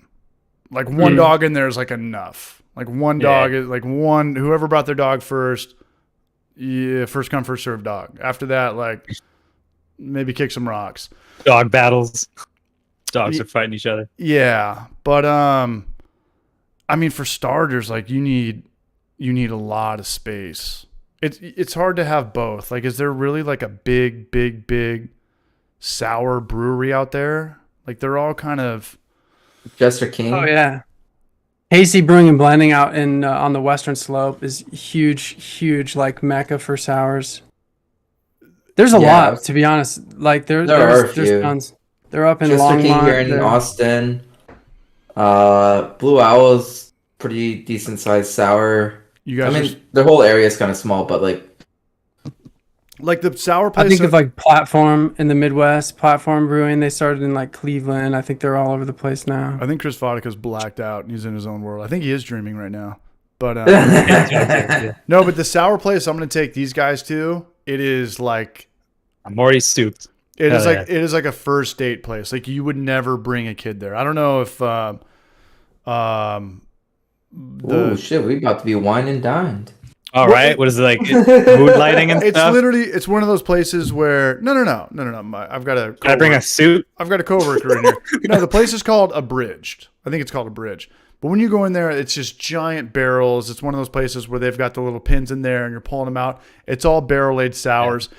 This place, they make money. They've got a kitchen or something like that. But if you go to Pizza Port in San Diego, Pizza Port's making 10 times more. They don't have as good of a product, but it's just like, get the kid in here, the millions of dogs, the little kids with their cakes and their sports teams and the trophies. They're making the most money, like the Walmart breweries.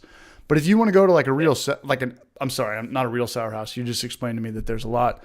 The one I'm going to bring these guys to, you're going to be like, oh, okay, like this is what CH was talking about. This is what he had in mind. Mm-hmm. I think it's called Abridged. What's the place in Asheville? Yes. Go for it now. Yeah. Oak Room. Yeah. Get the charcuterie. I'm sure it's cool, but I was planning on bringing my camera to basically do what you did in Austin. Since it's your hometown, I figured you weren't going to do that. I don't know. Maybe you were. I don't know. I was going to bring my camera anyways. Yeah, do it. Plus we can like film the brew day and shit. I don't know, just catch whatever the hell goes on. No, dude, film it all. Did you get it now? Like when you watched the vlog from the Austin trip, were you kind of like, okay, when CH pulls his phone out and he turns it sideways, you had your camera out for like there were clips in there, and I'm just like, when the fuck did he have his camera out? I'm kind of a little James stealthy. Bond with it. Yeah, I'm kind of stealthy with it, fucking and ninja. I do it when other people are pulling their cameras out too, because every 5-year-old kid now is just filming something. I just kind of get it out when that's going, and I turn it to the side, and that's when it's 1920 by 1080 YouTube and stuff like that. Yeah. Yeah. But I was just like, we were like, you had clips from us in the car. You had like, how's that video doing? Just random face shots of me. I was just like, what the fuck? Yeah. So go ahead. My bad. Another sour house that if everybody makes it to Asheville, and this kind of has a bad rep, but I don't give a shit, is Wicked Weed, the Funkatorium. And it's killer. Oh, Budweiser owns it. I don't care. I didn't grow up on that street with Wicked Weed. It was great, man. And those sours, those are sours. Those are unbelievable. Like you have one of those and you can't have another. And that's what I want. I want that 3.2 pH barrel aged plum, rosin fruit, whatever. Shit I've never even heard of. Funkatorium, right next to Burial. I went there in like Asheville. I went there like 4, maybe 5 years ago, and I left with so much beer. I shit you not, I still have like 2 or 3 in the cellar still to this day that are probably like at the time when I bought them, they're probably 2 years old, so they're probably like 6, 7 years old at this point. So how'd you get them back? Where'd you live before Denver? So before Denver, I lived in Columbus. Okay, so how were you getting these beers back from Asheville? You can fly with them. So one thing is I always bring beer back wherever I go in my suitcase. So I just plan ahead that I'm going to like check my bag. You have to check it in order to get the beer back, but fine with me. Good man. And I think it's like 6-hour drive or something from Columbus. So that's what I was doing back when I lived there.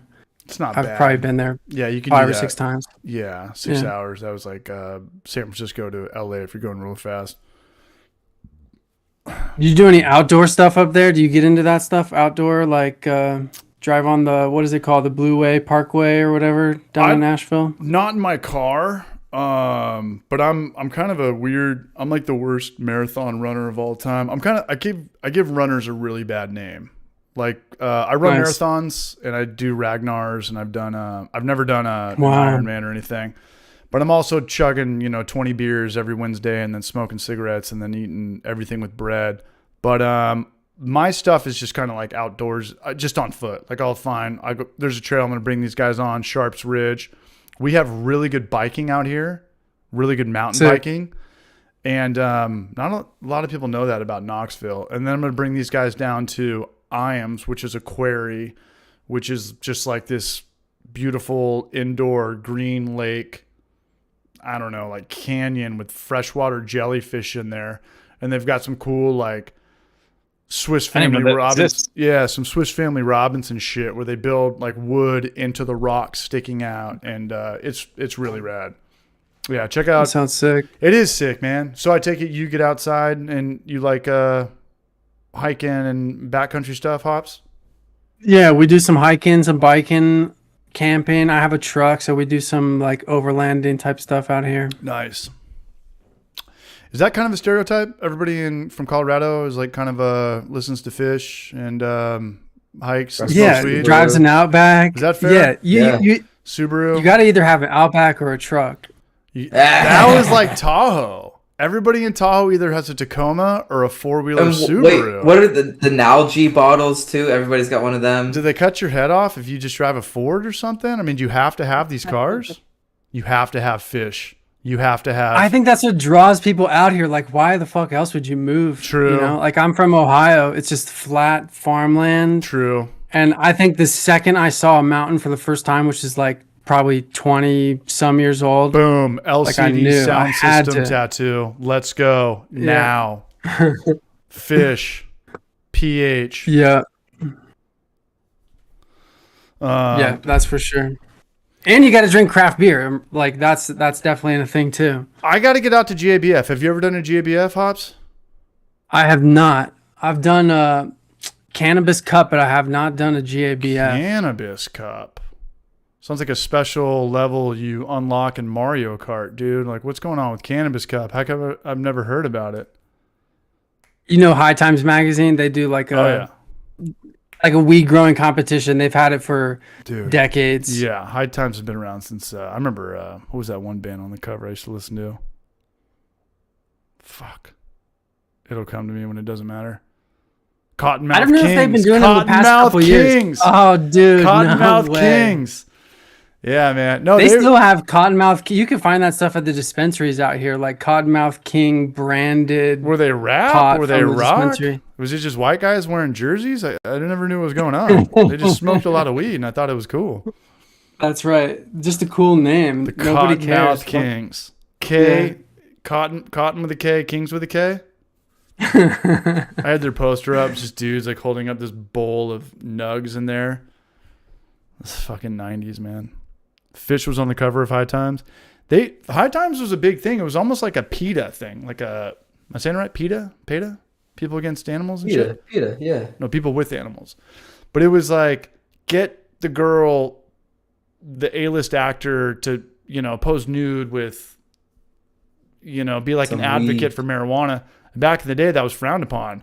Now I'm sure there's people dying to do that. You know, now that marijuana is like for sure. cool. You know, yeah. You know what's funny is I'm sure that like that magazine has probably gone down a little bit. I would think since like it's not necessarily counterculture anymore. You know? It's not edgy anymore. If everyone can do it and get it, who gives a shit about the badass?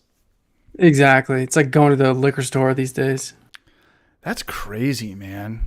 That's just so crazy. Because I remember one of my favorite football players growing up was Ricky Williams, and he had 3, maybe 4 failed drug tests, and it ruined his legacy, it ruined his career, and it was like reefer madness. And if I were him, I would sue Roger Goodell for $100 million or whatever. Be like, you really think that marijuana is a performance enhancing drug or this and that? Like, you could be drunk, you could be drunk at a game or on Adderall, but I can't smoke a little weed 2 days after and pass a drug test.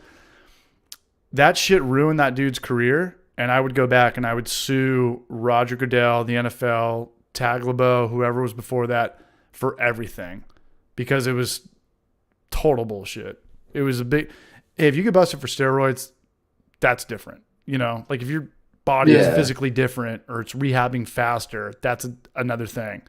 When I am baked out of my mind, the last thing I ever want to fucking do on planet Earth is play tackle football or UFC or wrestle somebody. And you can do anything like physical activity. Yeah. Like I'd rather just be on the couch, eating some chips and watching a movie. I won't even get my mail, man. I won't even go outside and get my mail. And you're gonna go in there and be baked out of your mind and still fuck dudes up and on the football field or That's the fucking octagon. impressive. I know.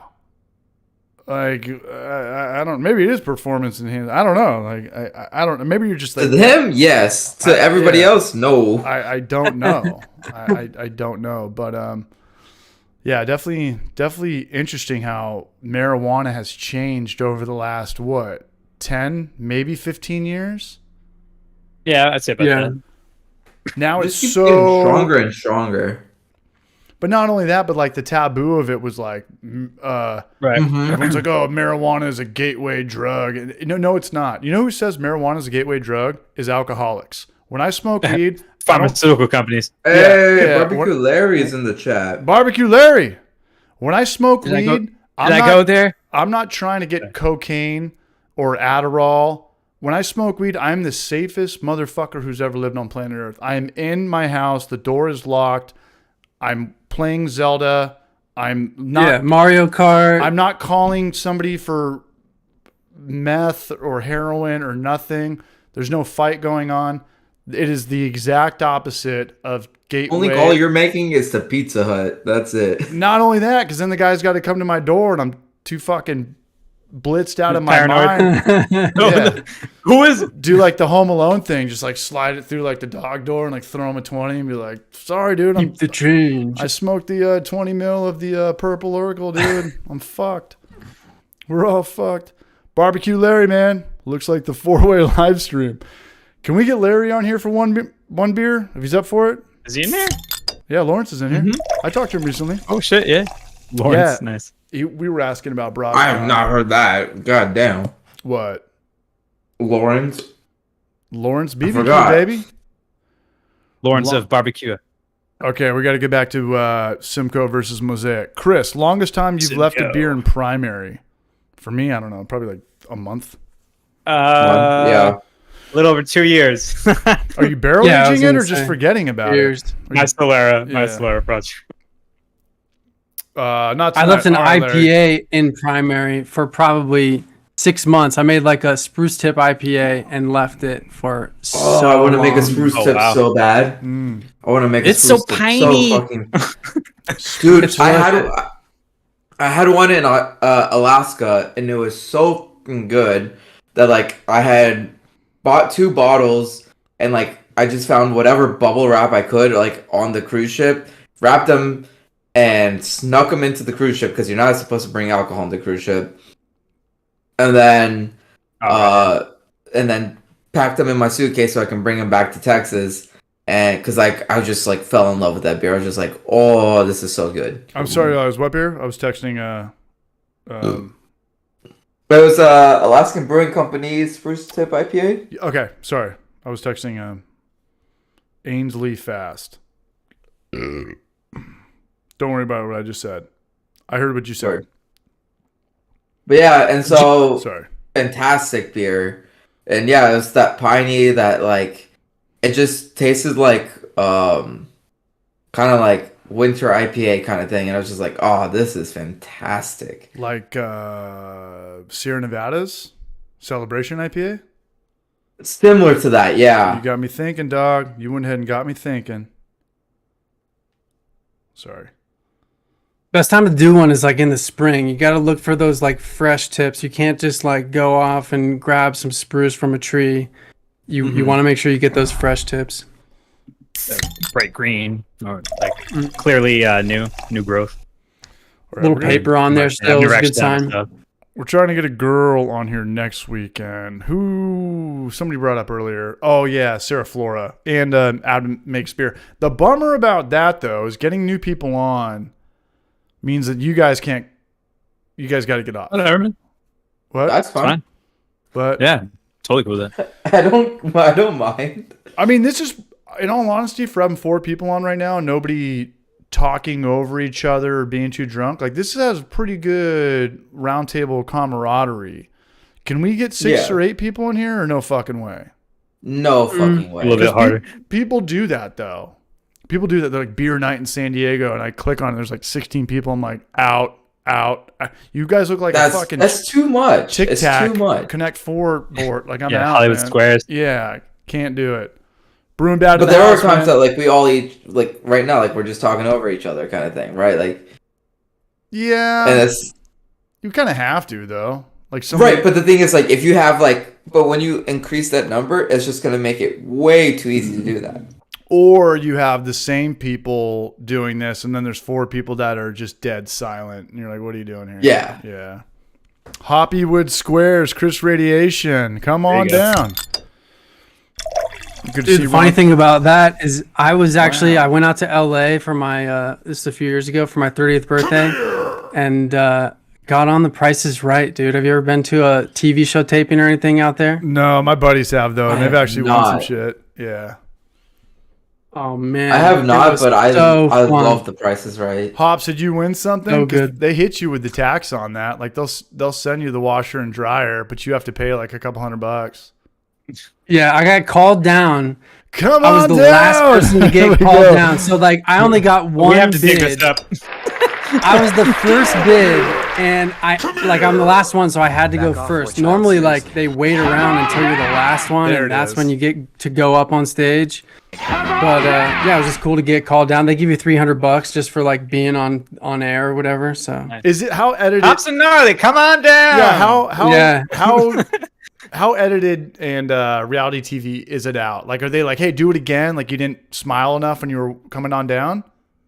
No, it's not all one us, take? but like come on, Drew, do it again. like if Drew fucks something up or like misses the joke or something like that, they redo it. But if yeah, they don't care about you, right? Like they corral you around for like 2 hours trying to get on the show, right? And like if you want to be the one, you have to like I've heard at least you applied for like some reality shit. You have to be like correct. You have to just act like a fool.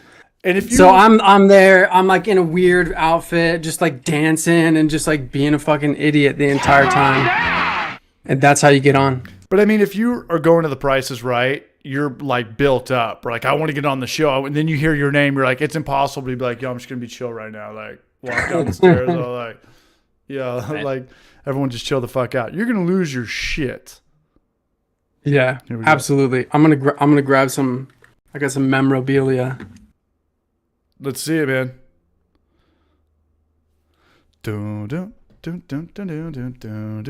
Is Bob Barker still alive? Yes. Price is wrong, bitch. He is like in his 90s. At least he's got to be at least 120. Bob Barker is 98 years old. He's 98? Wait, which one are you, Hops? So I'm going crazy. That's what you're talking about. Like when you hear your name, you just go fucking ape shit. So I'm right That's there. you wearing that blue Hawaiian shirt? Okay, you look like you work at You Trader found it? Somebody Joe's. found it already? That's hilarious. Were you That's working awesome. Were you working at Trader Joe's that morning? Dude, it was like a Hawaiian themed day, so like I just Okay. tried to dress crazy. I put like a fanny pack on and like a Hawaiian shirt. When you hear Parted that, my hair to the side. can we say your that's name on hilarious. here, Hops, or are you going by a strict YouTube alias? No, yeah, my name's yeah, for sure. First and I don't know. You do your thing, man. I don't know. My name's Dan. What's your middle and last name? I'm kidding. Okay, I'm picking up what you're putting down. Hops and Gnarly, man. You've heard him as Hops and Gnarly. Code under code. Yeah. Security clearance. Dan. Leave it at that. One word. How do you go about that, CH? My name's Casey Hardy. I've been Casey Hardy for Your whole life. my whole life because my name's Casey Hardy. Born and raised, Casey Hardy. CH is just kind of a nickname. Just kind of I got in the 20s, and then when I started making YouTube videos, like I could show you my first YouTube video, and it's like how to make a WordPress website from localhost, so you don't have to pay for hosting on your own computer. And I went by CH, and I didn't show my face, and I just kind of went from there. I was like, if I'm on the internet, I'm just gonna go by CH. But my name's Casey Hardy. I mean, there's no like, I'm not running from the fucking law. He's not hidden that, yeah. No. And then so when that channel, which was called Village Park Source, you can check that out, kind of rolled into, I either wanted to start a beer channel or a retro video game channel, and I gave up on the retro video game channel really fast. I didn't know anything about YouTube. I just thought that if you put a video out, like it was a get rich quick scheme. And I love retro video games to the day I die. I didn't really know like how to get in. Like, do you do like history of the game? Do you like play the game and try to be funny and just talk through it? But it was like by far the most impacted thing on YouTube. It's still got to be to this day, you know, every 16-year-old kid that's like, hey, Minecraft or a new iPhone game that comes out. There's a million kids that day that have like the new Pokemon Go tutorial on their Samsung or whatever. Yeah, and there's device. Yeah. So, and I had a little bit of a following, I think, on that. Maybe maybe 1,000 subscribers. But it was just kind of weird. You know, it wasn't weird. I was just like 10 years late to the table. You know, back in the day, you're like, hey, I'm going to play a video game or talk about Mario 3, this and that. Those videos all got like millions and millions of views. So my next biggest thing that I was passionate about was homebrewing. You know, I play a lot of retro video games, and I love a lot of like comic book stuff and just, you know, sports from the 90s. I'm kind of a weird almanac in that regard. But I started making the beer thing, and the beer thing flared out, and then I had one video that hit. It was a forced carbonation video, and I just kind of rolled with that. And then I put out like 20 more videos after that, and they all bombed and shit. And then I don't know, I think me and Maury and Kevin, another filmer guy, we did a hazy IPA video like right when hazies were big, like 5 or 6 years ago, and it got something like 50,000 views. And then like if it probably wasn't for that video, I probably would have quit Homebrew for life, because you need some sort of momentum, or else you always have to look in the mirror with your time and just be like, what am I doing here? Whether you're a YouTuber, whether you are at a job not getting promoted, whether you're playing a sport and the coach isn't putting you in, whether you're trying out for a band and they're not showing you love, at some point you have to just look at yourself and be like, what the fuck am I doing here? So I had those things that kind of worked out, and that's it, you know, like Homebrew for life. But it's never like a full-time job. You know, some months you get lucky here and there and this and that. And what makes Homebrew for life the biggest avenue is these donations right here. I mean, I took last week off, but the week before that was like $300. And you know how ad revenue works. Like, you have to break your back for like a few $100 of ad revenue. Like, you really need. Yeah.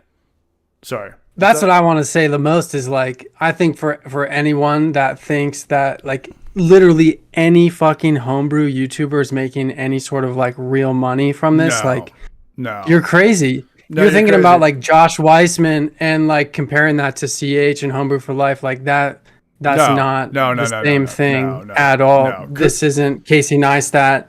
No. You know, we're talking pennies on the dollar for, you know, time spent and that sort of thing. Patrick like Sandy.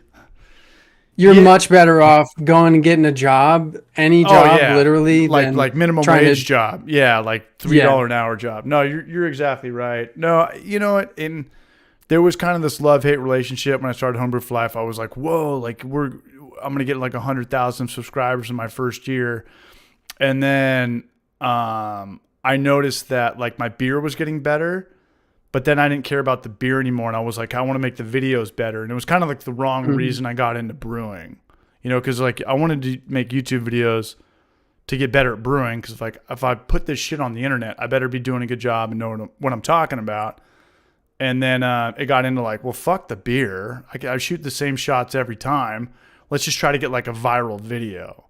So now I'm kind of like, well, I don't brew anymore. I'm the biggest poser in here. But when these guys are coming into town. We're putting the Clawhammer system together tomorrow. When I get back into beer, it's going to be both, like an 8-minute video on this and that. But I kind of painted myself in this corner with beer in general. But there's like, I have friends that are like, hey, dude, watching you make beer is the most fucking boring thing of all time. And then the other half of people are like, when are you going to make beer again? You know, like I can't just do a travel vlog to Europe every weekend and spend $4,000, you know? Yeah, sure. But you do your own thing. I mean, I think there is a certain like sauce to Homebrew for Life, and you know, everyone in here knows what I'm talking about. I think just be true to that, and I think people will watch for sure. Appreciate that. And as good as it ever gets, like my one drive is like, I want to have 100,000 subscribers on Homebrew for Life, but I know as soon as I get that, my life's going to be the exact same. You know, like as soon as you like lift 250 pounds or you finally break that marathon record, you might make a few dollars more and this and that, but like, I don't know, man. But in the meantime, the process has been fucking awesome. Like when I finally honed it back a couple of years ago and I was like, you know what? I'll put out content when I want to put out content. This and that. But we started doing the Hoppy Hour. Hey. Who's in here? But then, Jorge, what's up, man? But we started doing Castro. Jorge Castro, Puerto Rico. That's the next trip down there in March. Jorge, these guys are coming into town tomorrow morning. We should not be here right now. But what made the Hoppy Hour really made me want to put out Homebrew for Life more. And like Ollie Oz and Noam and this and that, we became pretty good friends over this. And like, this is not fucking work. This is clearly not work. It's work to figure out how to set this up and this and that. Buy a mic. No Marty was in a band. He's got the shit. I don't think he had to buy too much. He was, you know, he's got a XLR setup. We could shoot. I just bought a mic. That's all I did. You've got the Blue Yeti. This is effortless. Yeah. This is effortless. So like I put clips of this stuff out there and it kind of makes it all worth it. At the end of the day, it, you know, whatever it comes out to, $1 an hour, maybe a little bit more. This is fun. Like this is like my favorite night of the week. So yeah, if I didn't have the Hoppy Hour, maybe I'd be putting out a lot less Homebrew for Life videos. Yeah, I don't really put out a lot of Homebrew for Life videos to begin with, but that's kind of my take. Yo, and the Austin vlog is fantastic. 100%. No, it's fun, dude. The Austin vlog will make probably, you know how ad revenue works. We can talk about ad revenue. That video over a month will probably get 10,000 views. That's like $75 in ad revenue. I'll probably get a couple super chats. The donations from tonight did that. I took the merch store down. I'll make $10 in Amazon affiliate links in the morning. Like it's not, you know what it is. It's like, you know. Right. CH, what's your day job? I sell marijuana to high school kids out of a 1984 Honda CRX, bro. Tell all your friends. All right. Yeah. But no, like, what's up? for like Are we gonna do another beer? Because like I remember you telling me like Yeah. your vlogs don't usually do well, right? Like your Europe vlogs kind of bombed a bit, and like some of your vlogs have been all right. It's usually the grain to glass and your 5 top tips kind of thing that do really well, right? Yeah. Or anything controversial, really. But to go from making, I'll tell you this alone, to go from making $500 a month in ad revenue to just $1,000 a month in ad revenue, I have to break my back, work way harder than I do as a bartender or a construction worker. You have to give up like every second of that solely based off what Dan I mean, at just- that point, you're full-time YouTuber. Well, that's just the ad revenue. Like if you're pushing the merch and you're playing video games and streaming and doing, donation stuff or doing Patreon or doing all this exclusive content, that's it. But I'd rather just, pour drinks a few nights a week, pick up Homebrew for Life when I want to, not burn myself out on either, and fucking shred and be a bachelor and have no stress. Yeah. Yeah. And life's chill. I go on vacation once a month, man. You guys are coming There you into go. town tomorrow. I was in Austin. Yeah, Dude, yeah. I'm so excited. Dude, we're gonna kill it, man. Noam, say something back there. I'm getting a little blitzed. Oh, I'm here. I'm trying not to like. I hate Are you super baked? talking over people. So Are you no, super no, baked? haven't done that in hours. I just want fucking Noam to just talk over me all weekend. That's my dream. I just want to sit in the corner and face the wall. Oh, it'll And I'm just happen. Like, Shut It'll the happen. fuck up, CH. Piece of shit. Yeah. Today we are gonna make a short rib video. We're gonna do. Are we? We're gonna Yeah. All right, sounds good. Oh yeah, Let's do brown it. ale short rib, bro. Dude, I got the fucking recipe on the back of my mind, man. 2 ounces butter. You have a short rib video, don't you? I've got like 3, and we're gonna make another one. I thought so. Dude, it's so easy, man. It's 2 ounces flour, blue and roux. Make your flour, make your butter. Crank the skillet up to high. Touch each corner of a short rib up. Just 30 seconds. Don't burn it. Put it off to the side. Fill up a crock pot. 32 ounces of brown ale, or maybe a bottle of wine. 3 bouillon cubes. Cup of carrots. 6 short ribs. What am I missing? Onions, the little ones, the best little onion ones that you don't have to cut up. The little Sweet little. Shallots. yeah, the ones that look like radishes. And dude, it's the easiest, best thing in the world, and it's something that it's just brewer's food. Just put it together, finish your brew day. You've got it. You can put it in containers, and you're good to go. Short rib for Dude. life. Yeah. All right, I'm gonna use the restroom. Noam, come back and talk some shit. He's doing brew shit right now. He's got to pitch his yeast and whatnot. Dude, I want to know what's going on in Noam's lair, man. He's brewing. He's got. But I just killed it with the barbecue, man. Some of the best barbecue I have ever fucking made. Barbecue. What is Dude, that? you had some good pictures, man. You go P. I'll tell Hops and Gnarly about barbecue. All right, break it down for me. Break it down. I'll be back. So barbecue is an event I do every year. So I do all the beers for the event, and I also do all the barbecue for the event. And this year was the first year I've kind of done it on my own. And I had just got it like a few months back. I got my smoker and I got it painted and everything. And so I don't know if you watched CH's video for the Austin blog. Yeah, So for sure. that was my smoke. So he posted a video of my smoker and everything. Mm-hmm. And so I did all the cook on that. And this year I did 2 briskets, 6 racks of ribs, at least probably around close to 60 jalapeno poppers, a Damn. package of chicken quarters, and some smoked mac and cheese as well. So that was all the Wow. smoked stuff, and then a couple neighbors brought over some sides and whatnot. And yeah, it was a hit. Like, and then for beers I had on tap, I had strawberry lemon saison, Mexican lager, and Citra pale ale. Sick. Saison sounds great. Dude, the Saison is so good. So fucking good. And I only don't think reason there's I'm not anything better than like some meat, some barbecue, and a good ass like dry beer, like a Saison. beer. Dude, Absolutely. the dry beer goes so well with like Patrick Sandy Mosquito Go Home Now. You can shut that door real quick. got a new member. Now dry beers go so well with barbecue because barbecue is so rich and so like fatty and stuff like that.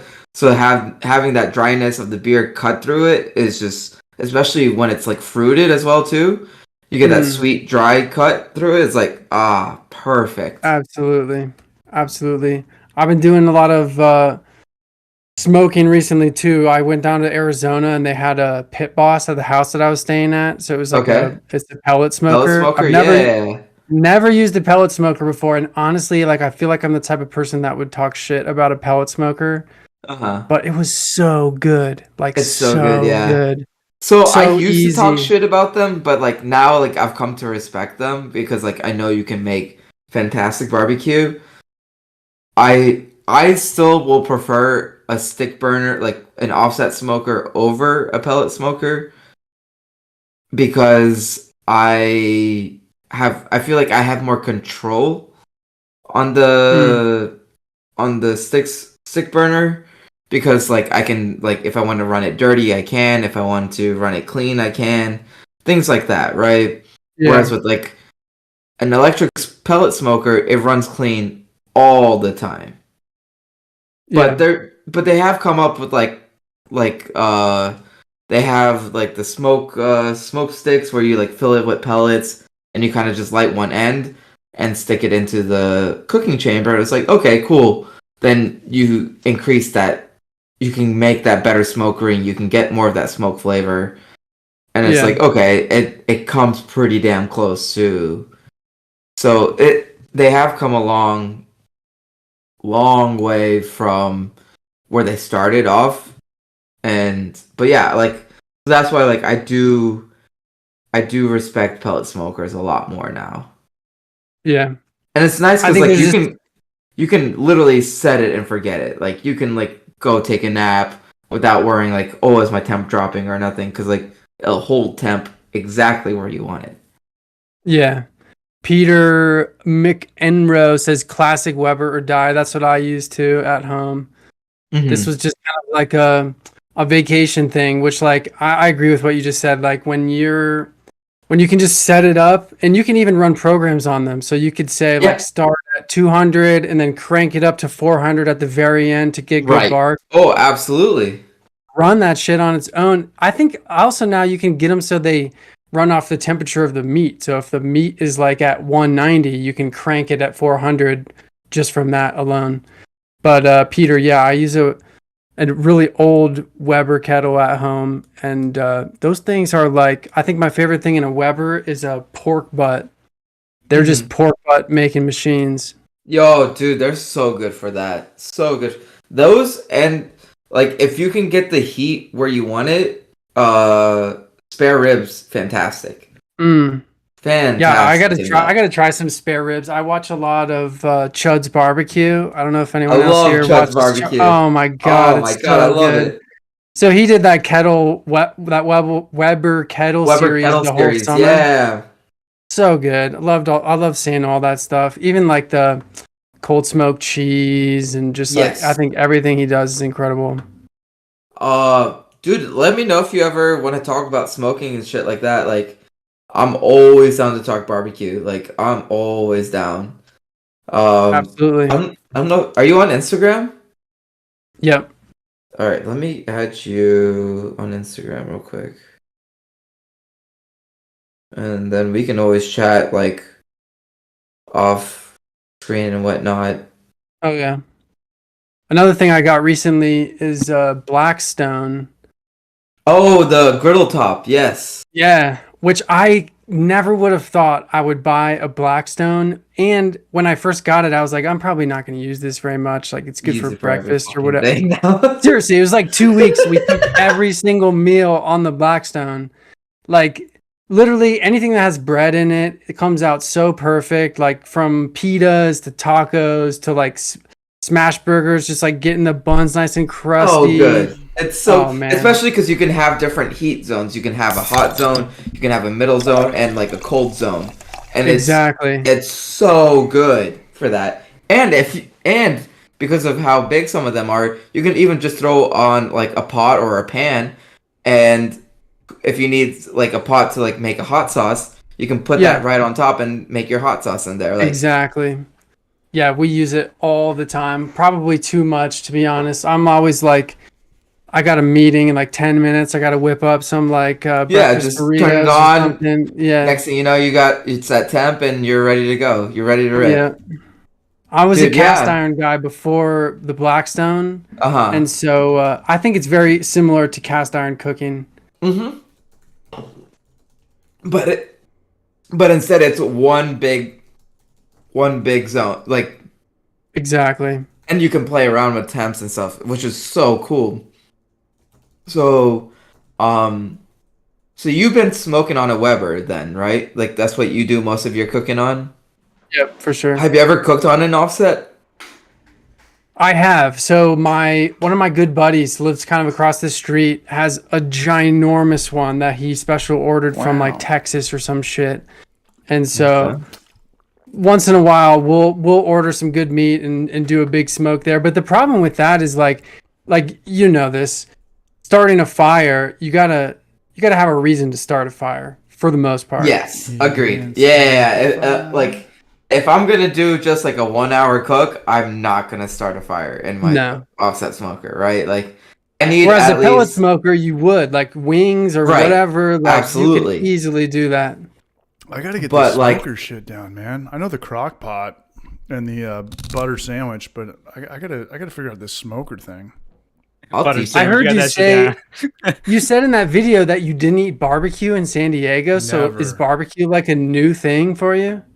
Yeah. I think in San Diego, to me, if I was gonna go out and eat food, it's just Mexican food and sushi. A lot of sushi, and the Mexican food is like the best bang for your buck by so far. Like the best carne asada California burrito for $6. Probably not now. It's probably like $15. California minimum wage is going to be $16 by well, it depends on how many employees you have, but yeah, I remember those things were like $2.99 with guacamole, man, with the guacamole. But barbecue in San Diego, I'll teach. No. I'll show you the ways of the BBQ.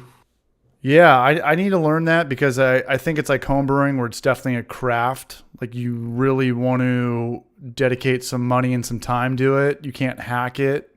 You could, maybe. Yeah. Like if I ever do, yeah, and if I ever want to do a barbecue YouTube video, I would want to bring you out here, Alias, or all of you, because I know that everybody would know that I'm bullshit because I'm talking about how I'm bullshit right now. But I could bullshit it in the video to like fake it for the unique visitor. But the people in the community would be like, oh, CH just like fucking got good at editing, for the part.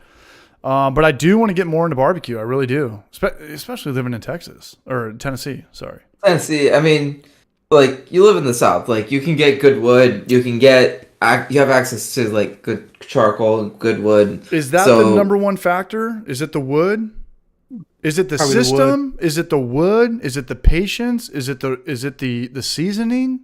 It's not the seasoning. It's not the seasoning. It's not the seasoning because literally you can make good barbecue with just salt and pepper. Okay. Yeah. Like that's basic technique and wood. It's technique, like it's execution in the wood. It's execution of your cook, and like wood like you can do most of it on like charcoal and wood chunks. Like you'd be fine. Yeah, on I guess right. Yeah, and we could say so. It's not necessarily too much on the wood. It's more on the like making sure you're holding your temps, and also your trimming. Like trim it properly, like especially with your brisket and things like that. if you trim it properly, you hold your temps, you're gonna be fine. Gotcha. And I know now that after that one experience with Austin with you, to me, barbecue is brisket. It's brisket. It's not ribs. Brisket is the king of barbecue. It's the king of barbecue because, like, back in San Diego, there was a lot of Hawaiian food places I would go to, like L&L Barbecue and Kaylani's and stuff like that. I can get my pulled pork there. It's been sitting out forever. Right. They hit it with a bunch of sugar, a bunch of teriyaki sauce. Everything. Teriyaki sauce is kind of a hack, right? Like, people are like, oh, dude, this lobster is so good. It's so good. You dip it in melted butter. Okay, but everything's good when you dip it in melted butter or teriyaki sauce. Like, a good steak, you shouldn't have to put A1 sauce on it. You shouldn't sauce on it, right? Yeah. Like, Yeah, and when, sure. like, so when I serve my brisket, I don't put, like, when I serve my barbecue, I Just have no Brewing. barbecue sauce out. We got Just Brewing in the house, man. I have no sauce out. Like, if you want sauce, you can go home, grab your sauce, and then come back. It just seems like the ultimate hack thing to do. Because I want someone to enjoy the barbecue for as it is. Duly noted. Like, Duly noted. pulled pork, yes, pulled pork deserves a sauce. Like, that's the type of meat that goes way better with the sauce than without. Okay. Brisket shouldn't need a sauce. You should be enjoying the juiciness of it. You should be enjoying the bark of it. And that's what you should be getting. What about pulled pork? I do like having a little bit on the side, though, to be honest. A What? little bit of barbecue sauce on the side. Yeah, sorry, CH, my bad. Everyone drink. He just apologized when he didn't have to. Yeah. But I mean, okay, Pulled so pork goes great with sauce. Because, like, the type of cut it is, and because of how much, like, the fat to meat level is just how thick of it is. It's just, it needs sauce. It really requires a sauce. Okay. To really bring it out. To get the most out of it. Well, I think that brisket is the most richest by far, especially those burnt ends. Right. Brisket is so rich in flavor. Yes. That's why I don't think it needs a sauce. Like beef jerky. Do people dip beef jerky into condiments and shit like that? Like, it's I already never heard of that. no. People just I've dipping never heard that. beef jerky in this bowl of ranch, just this hidden valley. You know the... Oh, dude, there's even worse. There's I'm somebody down. on Earth that dips that shit in mayo. You know that. Oh man, And they're outside of Walmart right Western Europe. Yeah, They're outside of Walmart, Yeah. just sitting next to Right the now. fucking now. This cart moment, return. dipping their fucking beef jerky in a like a Mayo. 3-gallon bulk jug of mayo. hey, we got to get Just on right now. Just, can you come on for one beer? I've got a beer and a half left in me, and then I got to kick rocks. I'm booting everybody out of here. These guys are coming into town in like 13 hours. In less than 12 hours, we'll be there. Yeah. What time you guys get? Well, actually, in 12 hours, we'll be there. 12 Noontime. Okay. Yeah, roughly. Okay. Costco prime brisket all day. Costco everything all day. Costco I want to say Prime though, my Brisket brew day is fantastic. officially over, and I'm feeling good. Nice, Nom. We'll drink to that. Yeah, dude. We'll drink one more for you. PC masterpiece. Oh man, I haven't heard that shit in forever. Oh, that stuff's way too sweet. That's way too Way too sweet. Yeah, it's Yeah. all the room temperature shit. It's like fucking ragu or like what is it, Prego pasta sauce. It's just like, what? Why did you add sugar to this? Brandon What Carter. are you doing? Dino ribs over brisket. Ooh, that's a tough one. What's that? Depends. Well, I like dino ribs because they like cook. That's a sick can. They cook way faster than brisket. Is that Grateful Dead? Church music. This is from the Shop Beer Co. in somewhere in fucking Arizona.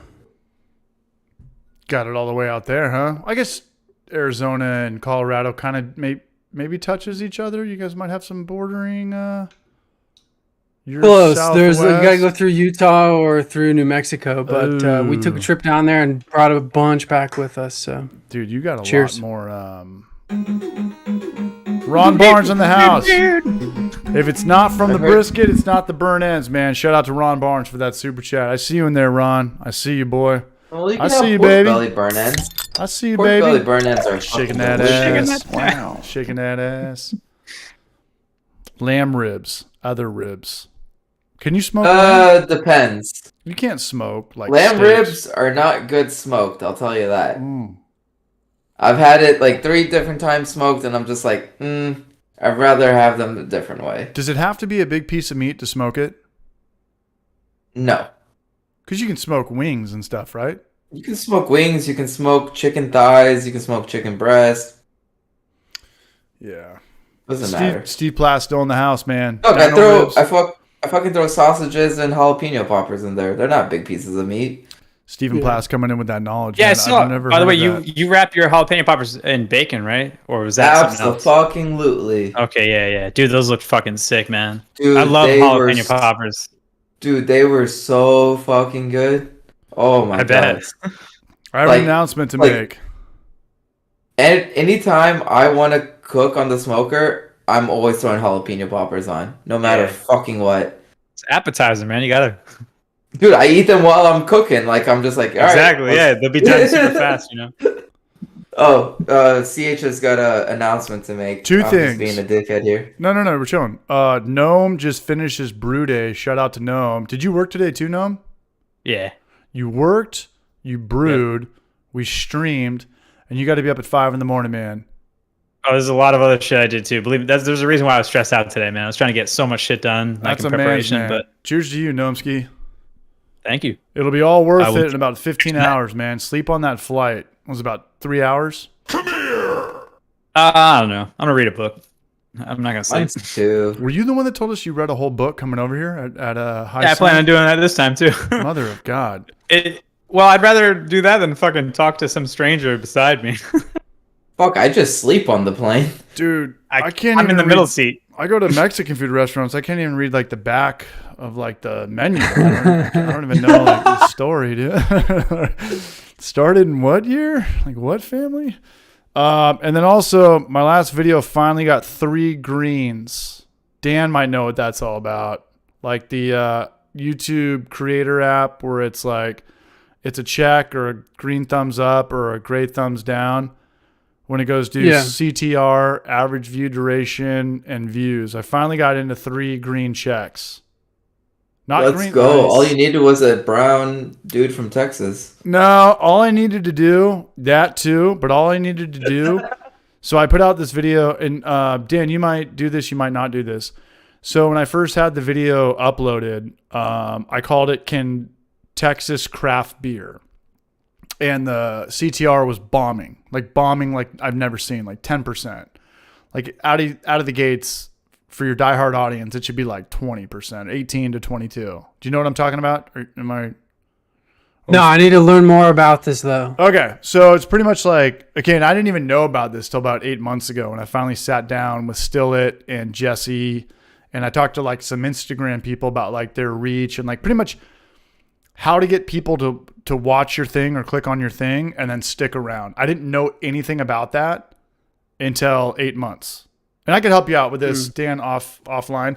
Like back in the day, I'd have a video like how to make a beer all grain.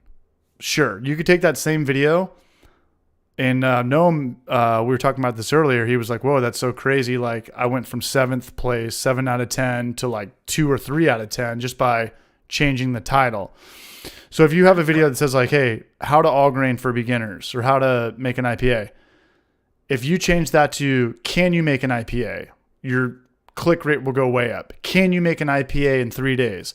If you put a question mark on the thumbnail, if you make that stupid face, if you put a $sign on there, people will click on it like no tomorrow compared to what like it just is at face value. How to make an IPA. So interesting. Yeah. That's weird. Dude, there's like this whole world of clickbait and everything I look at now. How to make an IPA question mark? I mean, here's what I'm gonna tell you, Dan. Go back to the Homebrew Challenge's like video uploads on his channel and look at the evolution of his thumbnails. Start from the beginning and then go up. It gets clean, and then he starts putting them in question format, and then he starts putting them in like $30 versus $300 fermenter, you know, with arrows and stuff like that. And those videos, I guarantee you, have like 40, 50,000 views. Fucking big views for our industry. Yeah, I think Clawhammer does a pretty killer job at this too. Of like, there was one I saw recently that was like the most explosive beer. Yeah, that one too. But there was one about like fruited sours that was like shit's gonna explode, Yeah. and like I don't know. No, he's on. I don't know how I feel about that. Well, here's the thing. When you get to putting in the type of effort that you put into a video, and I know you put a lot of shit into your videos. I can tell. Anybody with the naked eye, let alone with a sense of production, your videos probably take what, about 20 to 40 hours to do? Yeah, somewhere around there. 40. Yeah. There is 40. no such thing as clickbait as long as they stick around. There really is not. Like, call your videos fucking 500 milligram overdose Viagra IPA. I don't care. If they click on it and they watch it for 6 minutes, they're going to be glad that they clicked on it. That's true. The whole world of CTR out there is bigger than the story.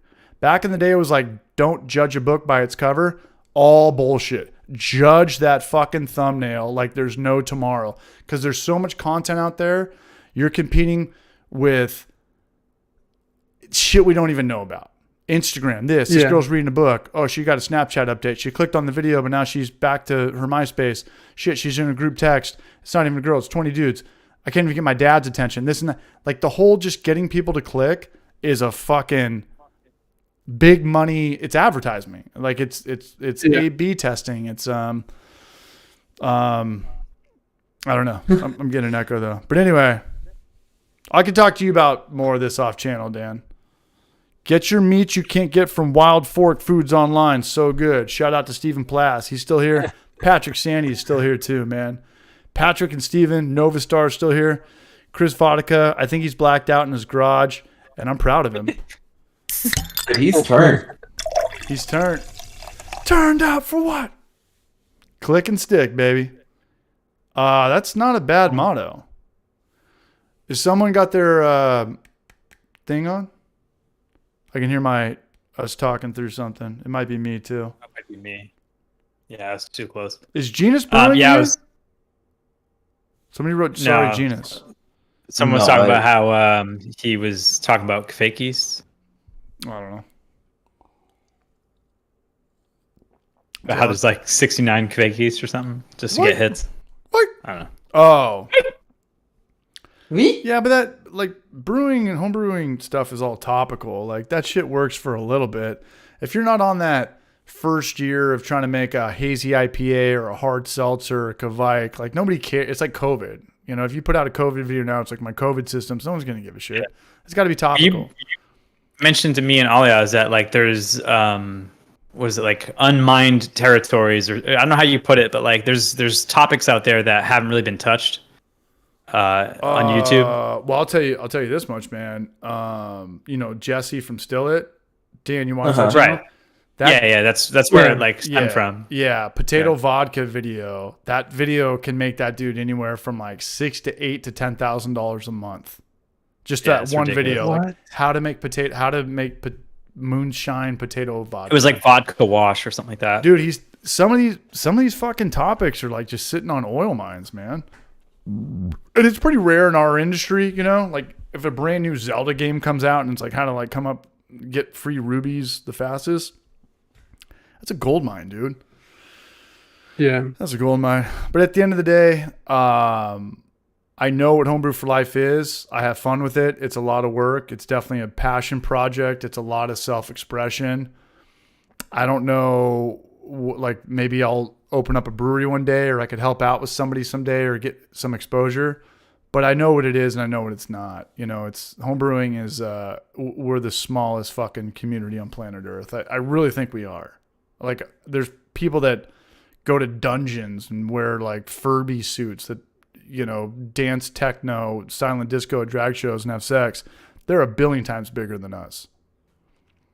Yeah. I don't know. I don't know why I went there, but I don't know. Do you read like Beer and Brewing magazine? Like those are the kinds of things that make me think that there's somewhat of a market. I just don't know how to, you can't put your finger on it because there's craft beer nerds all the way up to like, you know, people like us that, you know, want to make it, but there's everything in between too. I think I don't know. I actually reached out to Craft Beer and Brewing one time just to see like what they think about it. YouTubers? And, or the future of homebrewing?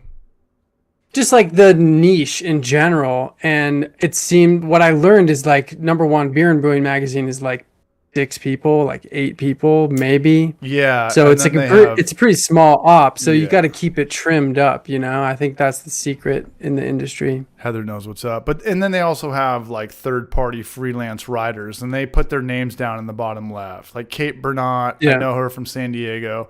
They're not full-time people at Beer and Craft Beer Magazine. Yeah. I reached out to him one time. I reached out to the one dude that always writes that column on the left-hand side, the CEO or owner. He didn't get back to me. Surprise, surprise. I wouldn't have got back to me either. But no, I've seen that magazine change and get better. I don't subscribe to it anymore, but I remember when they were like introducing food, and because it got kind of stale there for a second. It was like, okay, like your 7th lambic recipe, mash at 152 and all this stuff. And I was like, you guys actually have to like get maybe, I don't know, like celebrities involved or food involved or CrossFit involved or something else, like just has to be involved, because how much can you write on beer every single month? Oh, this place I think the best stuff is it's where you're already going, like the shining a light on this small little brewery doing their thing in, you know, Knoxville, Tennessee, or, you know, just those little things. I think you're onto something with that. Yeah. And in their defense, I remember going to New Orleans and I read about an article about this cool little brew house, and I actually went there, and I would have never gone there if it wasn't for that magazine. So it definitely worked, you know? Yeah. And the place was cool. I think people like seeing themselves in the magazine, so they'll blast it out on their Instagram, and kind of, you know, that grows the audience a little bit that way too. I think that magazine plays way too much off the wine, though, like Wine Advocate and Wine Enthusiast. And it's like, those magazines have been around for, I don't know, 3-4 decades. How does wine do it different than beer when beer should be way more popular? Like, people just want the bottle in wine. They don't give a fuck about the tasting room, but beer is all about like getting you to the tasting room. Wine's been craft for decades, you know. I think craft beer is so new. But I mean, okay, but when people want a $1,200 bottle of wine, like, they want that wine. They don't want to go and spend money at a restaurant, or like, they want it at their house to put on their fireplace and to show it off like a trophy for when their boss or an anniversary shows up. There's a very small people that do that with beer. Yeah, I would agree with that. So wine just has a 50-year head start in America, in California? I really do. I really, really do. Like, if you go to Belgium, I'm sure that's flipped a little bit, you know. Or I France. personally have never been there, but yeah, they've got beers on their, you know, top shelves. I'm sure Trophy in other beers. countries with longer history. Right. And craft beer has only been big in America for like 10, 12 Since the years. 80s. Not to the masses, though. Not to the masses, though. I would say, you know, there's places like Cleveland, Rhode Island. There's some places that Rhode Island, you know, that Milwaukee. There's a lot of craft beer history, I think. You mentioned Rhode Island. I'm curious. Isn't Dogfish Head from somewhere around there? Dogfish Head is they're he's up Delaware. Okay. But Boston bought them, right? No, they're it's like a joint partnership. Supposedly, they didn't buy them out. It's just they agree to work together. Somebody brought that up. But last week. that's one of the oldest ones. I think them, and who else? Sam Adams, I guess, would be another one that, you know, I wouldn't call them craft today, but they were part of the revolution for sure. It's a different. They're still craft. They're independent. I mean, they definitely do their own thing, and they do like they experiment to this day. They have their the small, I think, in the Jamaica Plain, which is technically their address. I think that's where they do all their like experimental shit, like very small batch stuff, like literally like SS Brewtech type stuff, size fermenters at least. They're got to be from the 80s, right? I think, late 80s, maybe like late 90s? 80s or very early 90s, something like that. Like Sam Koch actually went door to door. I'm sure everybody heard this fucking story, but he was like literally with a dolly, like went to liquor stores trying to sell his beer. So I mean, that dude's very well respected for a reason, you know. I mean, Yeah.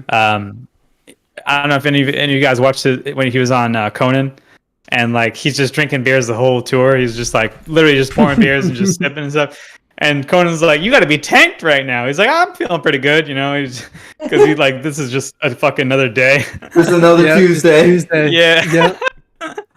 It's hilarious. Yeah, but Noam, that's rare. Like a lot of people know who head winemakers are, and you know, the Joseph Phelps guys and the people in Napa that been doing this for a long time.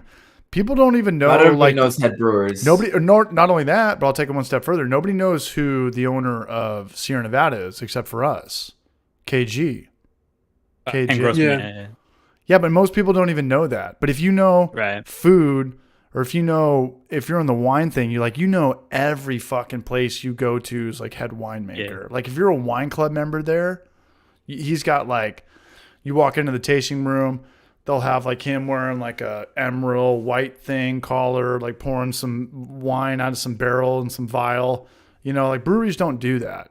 They don't make it homey in that regard. Maybe there's too much high turnover. Maybe it's just not as big. Yeah, more out, I think it's a maturity thing. Know. What do you guys say? One more beer? One more beer? Let's get out of here right now. Yeah, they just cracked open a beer. So all right, one more beer. Alias, you ain't going anywhere. Just when you thought it was safe, Alias. Oh, man. This will be it for me, though. Yeah, one more beer. No, one more beer and we're done. Yeah. One more beer. Sounds good. One more beer. All right, I'll go grab a beer then. Scout's honor. Dude, I am like hooked on this like Astros game. I'm like not. What's the score? What's the scoreless? Astros are up 5-0. Damn. Bottom of the ninth right now. Did you watch the other game when Phillies went up 7-0 off like nothing but home runs? As soon as it was 3-0, I stopped. I was just like, I'm done. Dude, that was getting silly. Oh, it was getting bad, dude. It was. I was laughing because every hit was a home run. I was just like laughing out loud, dude. Like just. I don't know. It was bad. I was like, you know what? I put my phone away. I'm like, I'm just gonna enjoy date night with my girl, and I'm fucking done with this game. That's hilarious. And I woke up and it was 7-0. I was like, fuck, they got wrecked. Yeah, you're better off. Like, I actually hope it goes 7 games. I like competition. I want drama. As much as I like competition, I just want Astros to just win it. I just want them to win it. At this point. They're in it like every year now. You know? No, they're that's not. Why. Yeah, they are. They've been what last like 3 out of 5 years, no? And now. Yeah, so last 3 out of 5 years, I think that's what it comes down to. But okay, that's not something like that. I don't know. I'm too drunk to actually do the math. What you just said. You did math. Sure I was like, damn it, you brought math into this. Fuck. Yeah, no, I don't think I actually did. But anyways, let's shut up.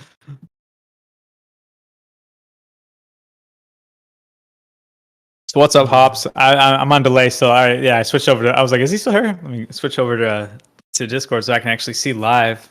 It's hard to flip around. It really is. Like I don't know. That's why I gave up. That's why I gave up. Am I live or am I not live?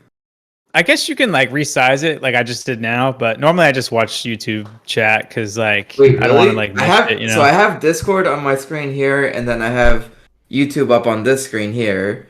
And so that's how I watch chat and respond to it and see CH's face because he never shows up in Discord, but it shows up on YouTube. I'll send you guys all a picture of what it looks like right now. How do I do this? Party time. Looks good on mine. Is party time here? Nah, your shirt. I was watching when you re-entered the room. Yeah, both of us. Dude, got a rep, man. 100%. Dude, I was hoping my Brown and Brewing hoodie would come in today, but it didn't. So I'll be wearing your shirt in Knoxville. I'll bring the shirts, but like I was hoping my hoodie would be in, so I could just wear that the whole time. Egoland Sipping Cream Sugarlands Distilling Company. Okay. Yeah, they're based out of Tennessee, and they distribute in Knoxville, so I was just like, fuck, I want to try that. We're going to kill it, man. We're hanging out with the Yeehaw guys on Thursday. Friday, we're hanging out with coworker. It's too much itinerary. But it's all good, man. Pre-yuck. How many homebrew clubs are there in Bend, Oregon? Just tell me the itinerary when we get there. I don't think anybody fucking knows how many homebrew clubs there are in Bend, Oregon. Their own city. Dude, Priyak, I'm glad you're here, man. I love you for it, man. I wish I had like the strength to Carry eat on. one of these right now, but I just can't. Oh, you have it, man. You have it. Because like I didn't tell you guys yet, but like the first bite, I'm like, wow, this tastes awesome. Like it tastes like, you know, a really good pickle. And then like as you're chewing on like the actual, you know, rest of it, dude, there's an explosion of booze. Oh. And it's just like, oh, okay, this is all right. There it is. Like I didn't even taste the liquid. I literally just ate one pickle and I was like, all right, yeah, I'm good. Is that the 15% stuff or the 20% stuff? Because I know 20%, yeah. 20% pickles, man. 20% pickles. Did you get the 20% Instagram pickles. thing for me? 20% pickles that are 20 cents. Dude. Hops and gnarly. It's, man. yeah. Dude, I'll probably won't even finish that jar. It's gonna be hard because like I said, I don't like fucking Yo, hard bring alcohol at all. it to Knoxville. I was just gonna say that. Jinx, slug. How am I gonna do that?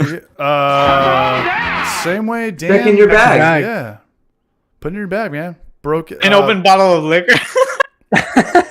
Tape it down. Just tape it down. Throw it in. It's It'll be fine. We don't trust UPS to give us bottles of booze from here to there, and we're gonna put it in like a fucking.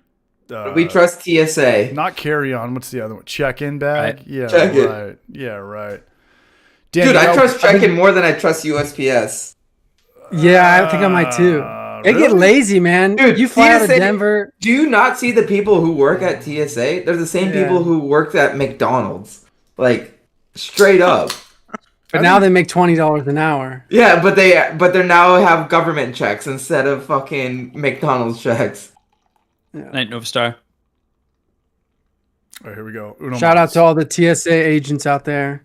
Yeah. Don't look in my bag. Watching us. All right, I'll see you tomorrow. Sorry, TSA is a fucking joke. Tell It the is power. literally a fucking joke. Rubber chickens, man.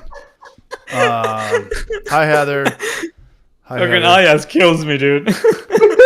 We got we're doing the Oh, Portly man, Gentleman that's last amazing. night. You guys follow Literally Portly Gentleman? shows, like TSA literally like are like, hey, we're checking for this and this and this, so just don't do that. It's like, okay, so we'll find a different way around it. Yeah, interesting job. Like, how many terrorists have TSA caught? Like, they haven't. They caught the one underwear bomb guy, and that's it. Yeah, you got to draw a line somewhere, though. So, CH, you just held up Portly Gentleman's glass. I don't know if you've been following him on Instagram, but I like, am. he's setting up a new space in his new house, like a new brewery with like the whole setup. So he'll be probably Looks like putting some shouts in too. Badass, too. Not only that, but his It old does. It place looks was sick. badass. Dan, you follow Portly? Did you keep in touch with Brad? Or ever do I collab? wish, dude. Like I've hit him up a couple times to see if he might want to collaborate and do some stuff, but he's been super busy. He got a new job, moved Yeah. upstate. Seems like there's a lot going on. It's kind of weird too. Like, not only when people stop making YouTube videos, like they kind of just get out, you know, and it kind of sucks, but I kind of get it. Like, short circuited Brian, he's never in the chat. Pros with Peter, never in the chat. Oh yeah, he disappeared. Wow. That was cool that Larry showed up tonight, because Larry's he's a barrage. I'm not He's saying an the other OG. guys aren't. You never know what people are going through, but sometimes when people are done, course. like they're just out, like they're just like, hey, Yeah. I'm not. And you know how it is, Dan. Like, you can't. Do you want me to call you Dan or Hops or Gnarly? Yeah, Dan's great. Dan's great. It's your name, right? Story checks out. That's Okay, what- but I mean, like when What the hell was that? what? I heard a noise, like a pop behind me. I've been hearing shit all day. Like, when people Don't worry get out, about it. when people get out of homebrewing, it's like, do I really want to watch my 20 friends' videos on like top 5 things to buy? It's like, I get it. You have to get it. And you know, I talked to Stillit a couple months ago in Asheville. I was like, hey man, like, you gave me a shout out in a video. Like, do you really watch my channel? He's like, yeah. And like 4 drinks later, I'm like, do you really watch my channel? He's like, no, not one video. Somebody in the Patreon said like, you should collab with CH. And I was like, all right, that checks out. And I get like, you can't watch everyone's fucking Instagram or Facebook, TikTok story, or read every book or listen to every album or watch every Netflix thing. It's just like, unless you're a serious diehard, everything else just happens like sporadically clickbait in your face. Like, oh, I was trying to, scheme on this hot chick's Instagram and see if she wrote me back. Next thing you know, you're looking at like a fucking Australian like tunnel spider, or like is the Jake Paul Logan fight, Colin Kaepernick McGregor fight really gonna happen? You're just like, how did I even like get here? Yeah. So YouTube is like my main thing. Like I was just like consuming content.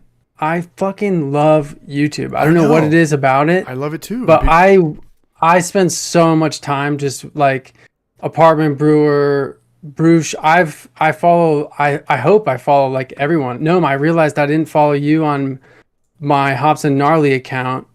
That's the other thing that gets tricky for me is I have like my normal person shit that me too, like, yeah. And then Absolutely. I have like my Hops and Gnarly stuff. Hops and Gnarly, I try to make it like just beer accounts that I follow so I can quickly switch between the two. Yeah. But like, man, I watch like, Is that like we were just talking about Instagram like accounts? two different Instagram accounts, but 2 different YouTube accounts. So like, Gotcha, a smart- gotcha. Dan, I'm watching that's a smart move. Chud's Barbecue on a different one. And I don't comment as Hops and Gnarly. Like I just like, I watch homebrewing shit on Hops and Gnarly, and I watch like mountain biking. I don't know, just like random garbage on the other one. Yeah.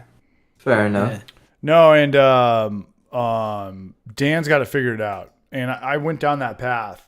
Big shout out to Patrick Sandy here; he's still hanging out. But Dan, I went down that path. Like I had beer and video games, and then I followed all like my cousins and my friends from high school, and it made me hate Instagram. So what did I do? I put that on a separate account. I vaguely go on that account. It's called Tommy Baldwin. Yeah. But it's like, hey, my Nice. little aunt or my little niece like went to first grade or second grade. She's holding up a little sign that says she's 5. Shit like that. And I honed it into like, hey, all I want is on Instagram is like beer and shit that's not obnoxious. And I love Instagram. But you know what's funny now?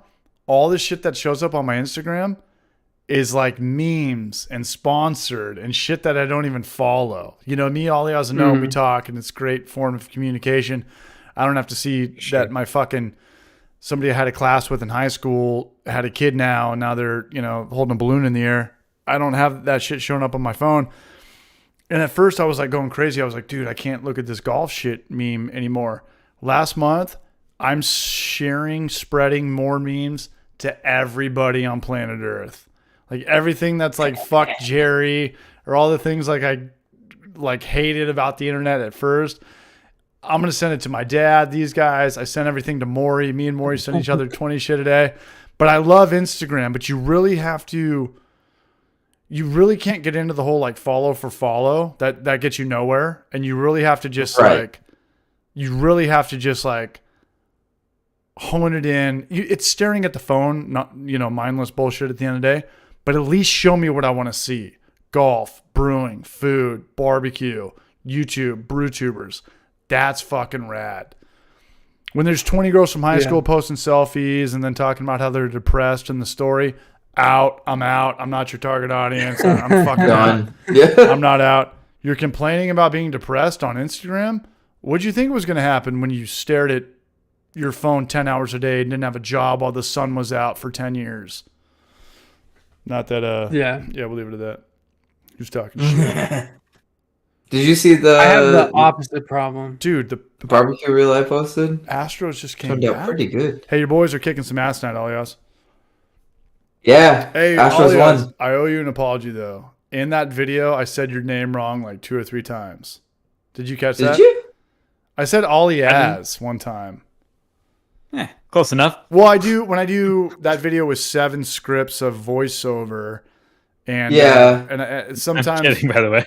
and I said one thing in that video wrong too. And I said remember we bombed in on Justin, And he was filming. He had like a leak going out there, and we're just like, "What? Can we use your bathroom?" and all this stuff. I knew his pain. Remember that leak he had coming out of his wort chiller? His hose. The chiller. Yeah, I was worried about that. I'm like, man, I would be freaking out right now. And you know he's got to be cool. Like we bombed it. We didn't bomb it on Justin. We came from that live music Pilsner place, and Justin was like, "Yeah, pick us up 20 pounds of ice. Pick us up 20 pounds of ice." Of ice, yeah. We showed up. Like last time on planet Earth you would ever really want to host. It's like you're filming, you're brewing, and you have a leak, and then like double brew day. Simultaneous double brew day. Yeah, it was a double brew day. Well, it ended up being a double brew day because he accidentally mashed in the wrong grains, and he's like, "Well, fuck." But dude, I was impressed. I was like, "Holy shit! This is okay." I wouldn't take this on. I'd be like, "All right, one brew." Yeah, I should have like slowed that down a little bit because I could maybe if I freeze frame it, I could see like some frustration in his eyes, or like us looking like extra hungover, you know, to make it maybe a little. We were so hungover at his. What does that do? Yeah. Like, what does that button do? And this and that. But he was a trooper, man, and not only that, but he showed up to Zilker, and it was fucking. Yeah, awesome. He came out. All I want to say is that Lazarus is the best brewery in Austin. Just because they had the wildest glassware, I'll tell you that much. Like that was like next level shit. I was like, well, how do you like tip that? I don't get it. I mean, like the stuff that was on like the shelves, like a chalice. Looks like some. Dude, it was insane. It was insane. I just liked that the best. Gnome liked. You like Zilker the best. I mean, we all loved and probably had the best time. Yeah. Like if you're gonna have a wedding, let's do overall. Meanwhile was my favorite. Oh, dude, if we're gonna have a party there or a high school reunion, or Meanwhile was the best. But if I want to kind of sneak off and like do my own thing, like I love how Lazarus had that inside, that outside, and then they had that place across the way, that guest room that had that giant barrel in there for for private parties. Yeah, so I had that in the original video, and I chopped all that stuff out because like the original Austin video was 11 minutes, and the people that click on an 11-minute video to an 8-minute video are also night and day. Like 11-minute videos, I've noticed that scare the shit out of. They don't scare the shit out of people, but for a unique visitor to click on that, it's way more of your brain conscious thing. And like, well, is there another quick, Mad TV, ESPN football thing on? Boom, boom, boom, boom, boom, boom, boom, boom, boom. So I got to compete with shit like that. I don't know. I'm following the CTR thing pretty too hard these days. Hops has the coolest video music. At one time, I think Hops has the best video production. Is it Hops? Thanks, Patrick. Or is it Dan? Is it Hops or Dan? I know both. Both are fine. But yeah, dude, all that shit comes from Epidemic Sound. I feel like I think it's just how I edit. I have to like edit to the beat. I don't know what it is about that. But I find when I don't have music that I have trouble like editing. I really do. What's Epidemic Sound? What do you mean? That's where I get all my music. So it's like a licensing platform where you can just you pay a monthly fee and you kind of like get access to like all the music. Right. I always wonder where creators get their music, because I have such a hard time finding stuff that's not like challenged, like where like if you post it they're gonna like strike it or whatever. Like finding royalty free stuff that's actually like good and interesting and not used already is really hard, because I see some channels use the same exact like intro music. like I don't want to be that person, you know what I mean? No, I use the same. I use Final Fantasy VI shit daily. Yeah, but the music you had. Yeah, but nobody else knows what like Double Dragon and retro video game shit is. Like I steal like tenfold off the remix of the remix of the remix. Dude, and the music you had in the Austin vlog was fantastic. You think that worked? Oh, I loved it. I didn't even notice the music, to be honest. That's cool. If it doesn't stand out. Only reason I got into it because like I've watched that video like 5 times now. Like you have. You see, the thing is, I'm like, I'm so focused on whether I look like a jackass or not, where I'm not listening to the music. I think that's where I'm coming from, to be honest. I've literally watched the. Let me make sure I don't look like a tool. Now. There was 2 things you guys told me not to put in that video, and I didn't put them in the video. Right. Yeah. And I don't think it would have improved it any besides making me look like a fool. But I mean, it's on the internet, you know. Like you guys, both, I did something to both of you guys that you guys didn't like, and I showed them my dick at St. Elmo, and they got us kicked out. No, I'm kidding. No, we just did not happen. What? Great Like line. people peeing outside or throwing up or getting chiefed or like you know, shit in your pants or something. Just makes you look bad. So Yeah, like, none of that shit happened. Maybe not put that in there. None of that shit happened. Dude, we're going back up to 60 viewers right now, but we do got to get out of here, man. But Elementary Brewco's in the house. Big shout out to Brian. I've got 3/4 of a beer left. Where are you guys at? I'm done. We're done. Okay. For the record, these guys are coming aside from, I don't like calling you Dave. I'm going to call you Hops and Gnarly. Hops and Gnarly out there in Denver. I mean, I'll call you Dave, you know, when we're, you know, behind the curtain. Dave. Dan. Ah, shit. Dan. I've known Hops and Gnarly for a couple of years now. I've never known the Dan thing. Yeah. But I just started saying Dan in the videos, like probably, I don't know, this year for sure. Is that good or bad? Do you want people I from think your it's good. work and family knowing that you make videos, or is this strictly anonymous? No, they know, and I post on LinkedIn or whatever about it. But yeah, I think so. I do this kind of work for a living. This is I basically like not the YouTube videos in particular, but something very similar. So there's a potential for a lot of crossover. Sure, but you don't play with fire. Like your videos are very, like you could probably sell those to a college. You know, you're not. Like I made a cannabis video. That's true. On 710, and you know, it was good fun. I talked with Keith Villa he wrote the book Brewing with Cannabis. The doctor. Yeah. Dr. Keith Villa. Yeah, it was pretty cool. He runs a place here called Saria Brewing. That's like a THC infused brewery. But yeah, I think that's probably the most controversial thing I've done. Sure. Yeah, I say a lot of off the wall shit that I would be like, I mean, come on, like everybody that knows me, aside from I think my coworkers in Tennessee, sooner or later, like, you know, it's inevitable. But everyone back at home is like, yeah, that's just like CH being an idiot again. And I was like, yeah, and, you know me as an idiot in real life. Let's put this shit on the internet and put it out there. Maybe people like it. Maybe we can make money. Maybe we can start a brewery someday. Let's just ed TV ourselves, man. But no, man, I'm stoked off your grind. I'm glad that you're doing it and you're doing it consistently. And hopefully you got a couple subscribers out of this. I hope all you guys did. I hope I appreciate it. Or followers for Money Man. I got Hops and Gnarly. That's all that matters. What's up? I said I got Hops and Gnarly. That's all that matters. Yeah, man. I followed Hops and Gnarly on Instagram. I follow. CH, I appreciate it. I think it's a good conversation. It's just good to hang out, talk beer, and talk shit, and you know, whatever. I'm glad people appreciate it. You know what? And this shit flies so fast. In the morning, we're gonna get a couple comments. People are like, "Yeah, I remember that time." Like, Dan was talking about like the best ski places and this. If anybody's listening right now and you comment on something that's interesting, can you put the timestamp in there? Because I'm definitely gonna leave this one up. And if it stood out to you, maybe I can make a clip out of this, like a 3-minute clip. And I don't even know, like, you know, I'm having fun. Time flies. This is my 5th beer. I don't even, like, we've talked about a million things. I can't keep track on this. There's no... Yeah, when we said it. Yeah, when it's 3 hours, you don't know where the fuck to look. And having literally just click on the link. And just sitting through 3 hours of video to figure it out. How many things did we talk about tonight? We talked about fish, drag shows, opening up drag shows, our trip, our future trip, crockpot food, visiting Jorge in Puerto Rico, barbecue, meat, Aspen versus Breckenridge versus what was the other one?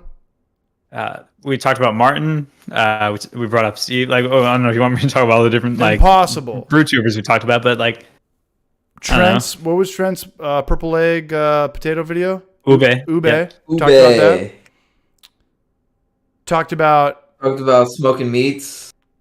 Yeah. Hell brews. We do that every week. We talked about. Yeah, now that's more of like a regular thing that I talk about now too. So what'd you smoke? Talked about Hell brews buying merch off a Mexican or Spanish website and trying to figure out, is this thing fucking $4,000? Is 2,000 pesos worth it? And then we went on a rant for about 20 minutes about how like the entire planet can't just be like $1 for one water. Why does it got to be like $3,700? Yeah, right. Oh, universal price for water. Yeah. I missed a lot too because I was fucking, my headphones were off. No. We were talking about like when I went to Prague, Gnome, if you pull out $140. Oh, water's super expensive, right? No. The denominations are out of control. Like if you pull out 140 USD in Prague, they give you 3,500 or 3,200. And you're like, hey, I just want to get 3 beers. And they're like, okay, it's like $240. So you're putting like a 10, a 20, this and that. It's like, just make it smaller. Like get rid of coins. And just be like the pound, the euro, or the worse. Like it's it's like you think thousands, but it's like a couple bucks. That's what I'm saying. Yeah. Like $1, one donut, one whatever should be like just here's like one. You shouldn't have to like break out like a green one, a $20 one, a purple one, a red one, like a one with a hologram, just to get like a fucking. I didn't know I was playing Monopoly. Yeah, pretty much, man. Hey, we got the avocado dancing, man. Zach Chance. All right, we got Zach. Thank you, Braj. We got 5 minutes. We got to go to bed. Hops, you want to say anything? Can we? You want to promote your channel? Anything you got coming on the horizon?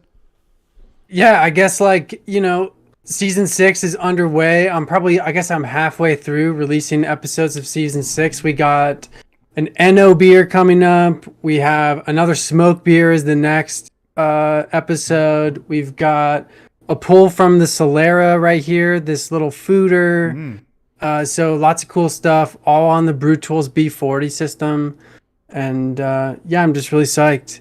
I got some upgrades to the brewery coming. I just ordered a new mill. Yeah. So I'm pretty psyched about that. But yeah, come subscribe, come check out what we got. And also, like, if you have suggestions, I think we were talking about this earlier, CH, of what like people want to see. There's untapped, there's weird shit out there that you want to see. Like, let us know. I think that's one of the biggest challenges that we run into. So if there's something you want to see, something you're curious about that you're going to brew in 3-4 months, let somebody know, and maybe we can help give you some experience or some insight. Yeah, exactly. You got any plans for your 10,000 subscriber? No, but it's crazy to think about that. I remember like getting 1,000 and then it's like, oh shit. I remember I hit 1,000 and I wasn't even close to 4,000 watch hours. And I was just like, it's not going to happen. I don't know what's going on. I'm just going to keep making shit. And I think that's what I keep doing is just like, I'm just brewing. I think that the thing that I do that's different for my brew days is like my brew days are for me.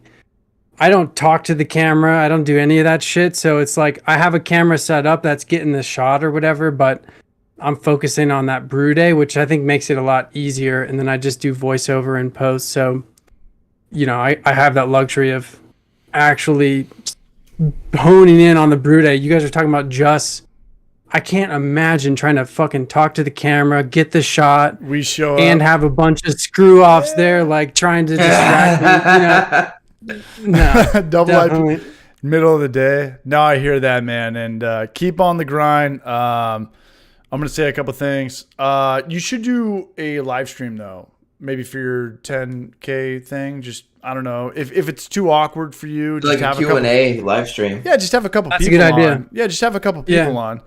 I'll tell you this much though. There's like people want to hear about beer, like to this whole homebrew or this Hoppy Hour thing. We can't just talk about one thing for one time. Like if Adam makes beer comes on, I'm like, what's up, dude? Like, have you ever smoked like Coke or something? Like just to get people out of like this whole Simcoe versus like a gnome over there. I wasn't gonna say that. I'm just saying, you should do a 10K live stream. Coca-Cola. No. I think that's a good idea. No, Hops, just do a 10K stream and just like maybe have some people come here or there, this and that, and just like give everybody kind of like, because Trent's doing this for his 25th K subscriber, and like have people on for 10 minutes. Where are you going with beer? You a home brewer? What are you trying to get better at? You're trying to open up a place. You're trying to do something different. Get them out of there. Where are you from? What's your real name? If they don't want to do that, this and that. I think you should do that for your 10K. 10K is a big one. Yeah, I think it's a great idea. I also want to get some collabs going. So anyone out there, Gnome, TH, anybody, if you're putting out videos, let's do a collab. I'm pretty psyched to link up with Adam Makes Beer and just kind of keep that going. Can we do a short rib collab? Can we make some short ribs and I could send them to you and then we can There we go. I'll put it in a beer. A beer would or a short rib would be so good in a pastry stout. We were talking about who was meaty stout. Ugh. No, I was that talking. Sounds disgusting. Yeah, no, it doesn't. No, it gravy does it? Oh, what are you talking about? Gravy and beer? Come on, man. Anything's a good idea when it's done right. Yeah. All right, how's that flavor going? Gravy and beer, yeah. All right, Meat all right. and beer? Hey, guys, no. This is Dan. Check him out, Hops and Gnarly. Link in the description. There's no reason at all to take this down. Battalion Rob is here. Elementary's here. Patrick, Sandy, thank you so much. We got to get out of here. These guys are going to be here in like 8 hours. Check everybody out. This is Ollie Oz. We've got a link in the description for the newest Homebrew for Life video. No, we don't. Just go to Homebrew for Life and watch the newest video. We have a link in the description for Gnome, Ollie Oz, and Ollie Oz has an Instagram account, but check him out anyways. Yeah. Anybody else want to say anything? Ollie Oz, Gnome? Good. Yeah, check out that Homebrew for Life video. Don't smoke I just crack. posted a barbecue reel. I'm down to do a barbecue thing with you, Hops, even though I don't have a YouTube channel. But okay. if you ever want to do barbecue stuff, let me know. It's okay. Always down for that. You don't have to have a YouTube channel. You don't have to.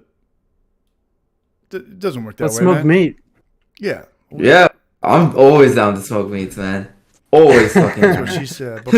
Down to smoke weed. Later elementary, later Goose Fraba, later Pete. Oh, hey, really quick, I want to give a big shout out to, again, for the 100 members on this channel. I didn't know what that meant. I set it up, and it's cool, and I love it, and I love all the support. Everybody in the chat right here is pretty much green for the most part, and that means that they spend $2 or $3 a month.